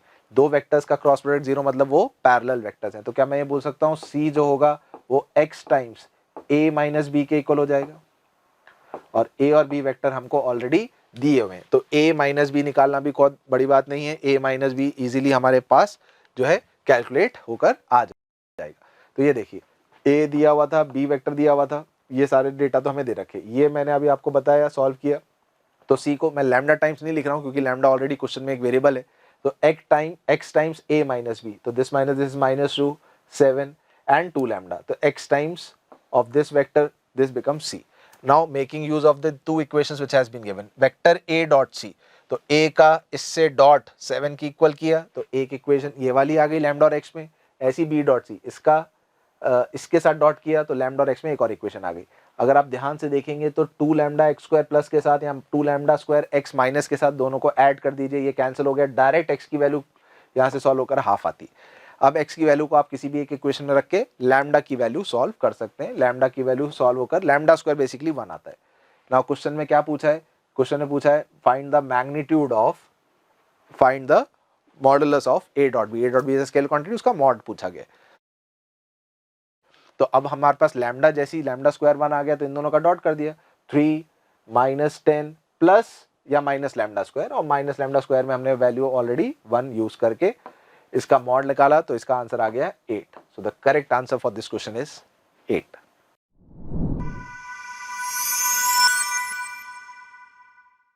Okay, next question. Now this question is of relations, और ऐसा क्वेश्चन भी अगर आप पढ़ेंगे तो आपको फील होगा आपने ज़रूर इस टाइप का क्वेश्चन किया हुआ होगा. क्या करता है वो क्वेश्चन में, उन्होंने बोला कि minimum number of elements that must be added to this relation.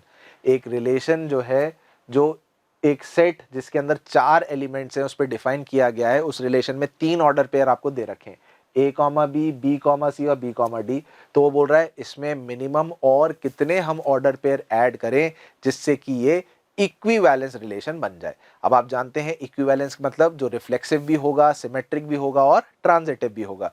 तो सबसे पहले रिफ्लेक्सिव होने के लिए जिस सेट पर रिलेशन डिफाइन हो रहा है उस सेट के हर एक एलिमेंट का खुद से मैपिंग होना जरूरी है, जो कि यहाँ पर किसी भी अभी तक वैलिड नहीं हमें दे रखी है. तो सबसे पहले रिफ्लेक्सिव बनाने के लिए हमें 4 order pair A comma A, B comma B, C comma C और डी कॉमा डी, ये तो हमें डालने ही पड़ेंगे, राइट. अच्छा, आप चाहें तो एक यूनिक तरीका और जो है इसमें मैं आपको बता सकता हूं करने के लिए. बेसिकली हमें रिलेशन बनाना है, इनपुट है ए बी सी डी और आउटपुट है ए बी सी डी. अच्छा, उसमें से आपको देखिए 3 सबसेट्स, 3 तो ऑर्डर पे दे रहे हैं, ए कॉमा बी दिया हुआ है, तो ये देखिए ए कॉमा बी मैंने टिक मार लिया. उसके अलावा आपको बी कॉमा सी और बी कॉमा डी दिया हुआ है, तो बी कॉमा सी और बी कॉमा डी दिया हुआ था. अब हमको बनाना था इसको इक्विवेलेंस, तो उसके लिए रिफ्लेक्सिव होना जरूरी है. अच्छा, रिफ्लेक्सिव होने के लिए ए comma A, B comma B, C comma C और डी कॉमा डी का होना तो कंपलसरी है ही. तो जो जो कमियां हैं, जिस जिस ब्लॉक में जो जो ऑर्डर्ड पेयर और ऐड करने हैं उन पे मैं नंबरिंग डालता जा रहा हूँ, उनको मार्क करता जा रहा हूँ. तो ये 1 2 3 4 रिफ्लेक्सिव के लिए जो मैं यहाँ पर आपको बता रहा था, ये 4 ऑर्डर पेयर तो ऐड करने ही है. तो 4 तो ये हो गए. अब मैं चेक करूंगा सिमेट्रिसिटी. अब सिमेट्रिसिटी कैसे चेक करते हैं बेटा? सिमेट्रिसिटी ऐसे चेक करते हैं कि अगर ए कॉमा बी ऑर्डर्ड पेयर है तो बी कॉमा ए भी होना ही चाहिए. तो यहाँ पर मैं ये देख रहा हूँ कि ए कॉमा बी यहाँ पर टिक हो रखा है, तो बी कॉमा ए भी होना चाहिए. तो ये 5वां ये वाला नंबर आ गया जो होना ही चाहिए. इसके साथ ही ये बी कॉमा सी था, तो सी कॉमा बी भी होना चाहिए. तो सी कॉमा बी पे 6ठा नंबर मैंने लिख दिया. और बी कॉमा डी था, तो डी कॉमा बी ये 7वां नंबर लिख दिया. ये किसके लिए हो गया बेटा? ये सिमेट्रिसिटी के लिए. कम से कम ये 3 और वैल्यूज तो हमें ऐड करनी ही करनी पड़ेंगी, राइट. अब हम बात करते हैं ट्रांजिशन की. ट्रांजिशन में क्या होता है, ए कॉमा बी है, बी कॉमा सी है, तो ए कॉमा सी भी होना चाहिए. So let us start like this. यहाँ पर पहले रो में चेक करते हैं, ए कॉमा ए था, राइट. अब ए कॉमा ए का तो छोड़ दो, ए वो तो होगा ही ट्रांजिशन में. ए कॉमा बी था, तो अब हम ये देखेंगे कि बी से स्टार्ट होने वाले कौन कौन से हैं. तो बी कॉमा ए था, ए कॉमा बी, बी कॉमा ए, तो ए कॉमा ए ऑलरेडी है, ठीक है. ए कॉमा बी कॉमा बी था, तो वो भी था. ए कॉमा बी और यहां पर था बी कॉमा सी, तो इसका मतलब ए कॉमा सी का होना जरूरी था. तो ये देखिए ए कॉमा सी का होना जरूरी था, तो इसलिए यहां पर 8th एलिमेंट ऑर्डर्ड पेयर को हमें यूज करना ही था. समझ में आ रहा है क्या बोल रहा हूं? ए कॉमा बी था, अब बी से स्टार्ट हो रहा है तो बी कॉमा सी ऑलरेडी था, तो ए और सी का ऑर्डर पेयर होना चाहिए फॉर ट्रांजिशन. तो इसके लिए यहां पर 8 नंबर लिख दिया, मतलब ए कॉमा सी होना चाहिए. अब ए कॉमा बी था और बी कॉमा डी था, तो ए कॉमा डी भी होना चाहिए, तो ए कॉमा डी होना चाहिए. तो 9th नंबर ये वाला हो गया, करेक्ट. तो 9 तो हमने अभी तक ऐड कर दिए. अब ए से स्टार्ट होने वाले खत्म हो गए.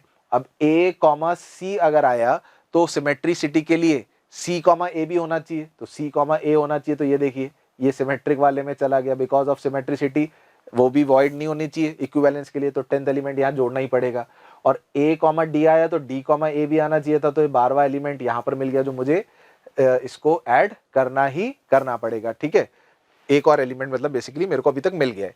अच्छा, अब ट्रांजिशन की बात अगर मैं आपसे आगे बढ़ूं, तो अब मैं अगर बी से स्टार्ट करने वाला देखूं, तो मुझे बी, ये देखिए बी कॉमा सी है और सी,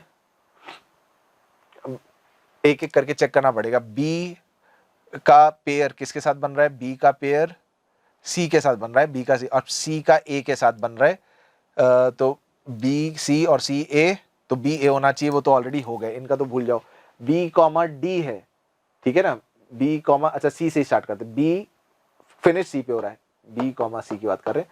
अब सी का स्टार्ट हो रहा है बी के साथ, सी का स्टार्ट हो रहा है सी के साथ, और सी का स्टार्ट हो रहा है डी के साथ। हाँ तो ठीक है, सी कॉमा डी है तो इसका मतलब बी कॉमा डी भी रिलेशन में होना चाहिए। तो बी कॉमा डी तो ऑलरेडी रिलेशन में था, चलो डन, तो ये वाला काम तो हो गया। अब आगे बढ़ते हैं, सी का पेयर था ए के साथ, सी कॉमा ए, तो ए से स्टार्ट होने वाले तो सारे कंप्लीट पहले हम फिलअप कर चुके हैं। सी कॉमा बी था तो बी से स्टार्ट होने वाले फिलअप हो चुका है। सी कॉमा सी तो चेक इन करना, सी कॉमा डी था तो डी से स्टार्ट करते हैं, डी कॉमा ए था तो ये भी सही है। अच्छा उसके अलावा सी कॉमा बी की बात करते हैं, हाँ सी कॉमा डी से कर रहे थे तो डी, अब हम बात कर रहे हैं सी और जो डी पे फिनिश हो रहा है, राइट। तो सी कॉमा डी था, अब डी से स्टार्ट होने वाले डी कॉमा ए, तो सी ए ऑलरेडी फिलअप है, डी कॉमा बी तो सी कॉमा बी फिलअप है, डी कॉमा सी तो सी कॉमा सी फिलअप है, डी कॉमा डी तो सी कॉमा डी यहाँ पर, हाँ ये देखो सी कॉमा डी ये फिलअप होना जरूरी था, तो इसके लिए यहाँ पर ये वाला एलिमेंट आया, और सी कॉमा डी आया तो सिमेट्रिसिटी के चक्कर में डी कॉमा सी भी आना पड़ेगा। तो इसका मतलब टोटल हमें 13 जो है ऑर्डर्ड पेयर और ऐड करने पड़ेंगे, जो 3 ऑर्डर पे दे रहे थे उसके अलावा, तब जाकर ये वाला रिलेशन एक इक्विवेलेंस रिलेशन बनने वाला है। क्लियर?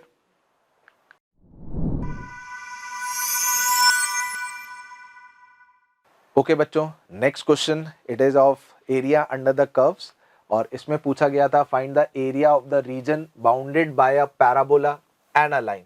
पैराबोला और लाइन से बाउंडेड एरिया अगर ए है तो what is the value of 8a। तो सबसे पहले आइए देखते हैं, हमें पैराबोला जो है वो इक्वेशन क्या दे रखी है। पैराबोला है y square minus 2y is equals to minus x, मैंने दोनों साइड 1 ऐड कर दिया तो it becomes y minus 1 whole square equals to minus of x minus 1। हम चाहें तो इसको स्टैंडर्ड फॉर्म में कन्वर्ट कर सकते हैं। सो इसका y माइनस 1 को कैपिटल Y और x माइनस 1 को कैपिटल X अगर हमने रख लिया, ठीक है, कैपिटल Y और कैपिटल X रख लिया, so this parabola changes into y square is equals to minus x which is a left facing parabola.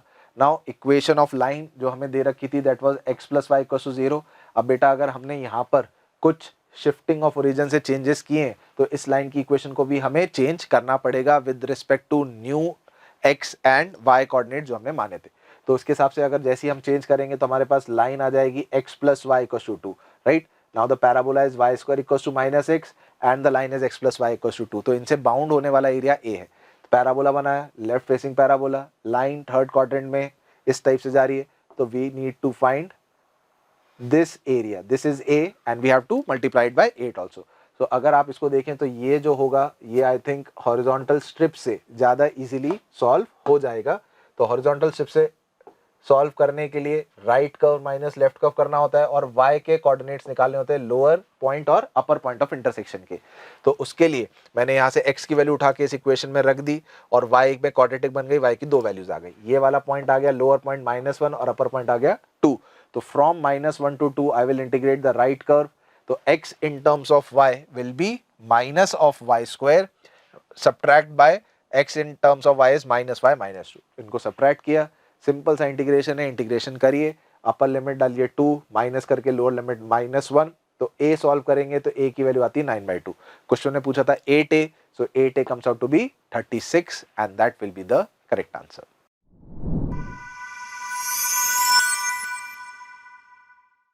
Okay students, now the next question. ये जो क्वेश्चन है बेटा ये आप मान लीजिए डेफिनेट इंटीग्रेशन, उसमें भी जो बेसिकली लेबनीज थ्योरम है उस पे एंड डिफरेंशियल इक्वेशन दोनों से मिक्स करके एक क्वेश्चन जो है बढ़िया सा पूछा गया था। Let f be a differentiable function defined on then interval 0 to π/2, fx is always a positive function such that it satisfies a given equation. अब आप देख सकते हैं जैसे ही आपको एक फंक्शन एक इस टाइप का इंटीग्रल दिखता है 0 से x और अंदर t का फंक्शन है, तो हमें देखते ही सबसे पहले बहुत तगड़ी फील आती है लेबनीज लगाने की, और डिफरेंशिएबल भी बोला हुआ है फंक्शन तो डिफरेंशिएट करने में कोई प्रॉब्लम ही नहीं है। तो हम सबसे पहले इस फंक्शन को x के रिस्पेक्ट में डिफरेंशिएट कर देंगे, fx का derivative f', derivative of integral कैसे करते हैं, अपर लिमिट रख देंगे हर जगह t की जगह पहले x, तो fx into root over 1 minus log square of fx into derivative of x that is 1, lower limit 0 रखने पर डेरिवेटिव उसका करेंगे 0 तो वो लिखने की जरूरत है ही नहीं, and this comes out to be 0. Right. तो यहाँ से हमारे पास एक सिंपल सी डिफरेंशियल इक्वेशन देखिए ये बन जा रही है, that is dy by dx, this is dy by dx and this is y is minus y root 1 plus log square y। So y की टर्म सब एक तरफ dy के साथ और dx एक तरफ रखा, तो this becomes dy by y into root 1 minus log square y is equals to minus dx. Minded that the base of this log is e, that was already given in the question. I am writing it as log here. So now how to integrate this function? I will assume log y to be t, and it will give you, when you differentiate it, it will give you 1 by y dy, that is dt. So 1 by y dy becomes dt, and this becomes dt upon root 1 minus t square, that is a standard integral. Iska integral, it becomes sine inverse t, right, is equals to minus of dx, right. So sine inverse t is minus x plus c, and t is what? Log of y. So sine inverse log of y equals to minus x plus c. Initial condition has been given that f of 0 is equals to e. By putting x equals to 0 and y is equals to e, we get the value of c as pi by 2. So the function, if you take sine inverse on the other side, you will get log y sine pi by 2 minus x. Sine pi by 2 minus x, you can also write it as cos x. Or finally, what was asked? The value of log of f of pi by 6. So first we need to find the value of f of pi by 6. That is, in this log of f of pi by 6, you need to put x as pi by 6 in this. So x को pi by 6 रखा, तो sin pi by 2 minus pi by 6 pi by 3, that is root 3 by 2. And then you have to multiply it by 6. So root 3 by 2 multiplied by 6 gives you 3 root 3 का square भी करना था, तो it gives you value 27. So the correct answer for this question will be 27. आशा करता हूं हमारे top educator का यह लेक्चर आपको पसंद आया होगा। अगर पसंद आया है तो वीडियो को लाइक करिए, चैनल को सब्सक्राइब करिए और शेयर भी करिए, क्योंकि ज्ञान बांटने से बढ़ता है और सही बताऊं तो पुण्य भी मिलता है। मुझे सुनने के लिए बहुत बहुत धन्यवाद। Thank you.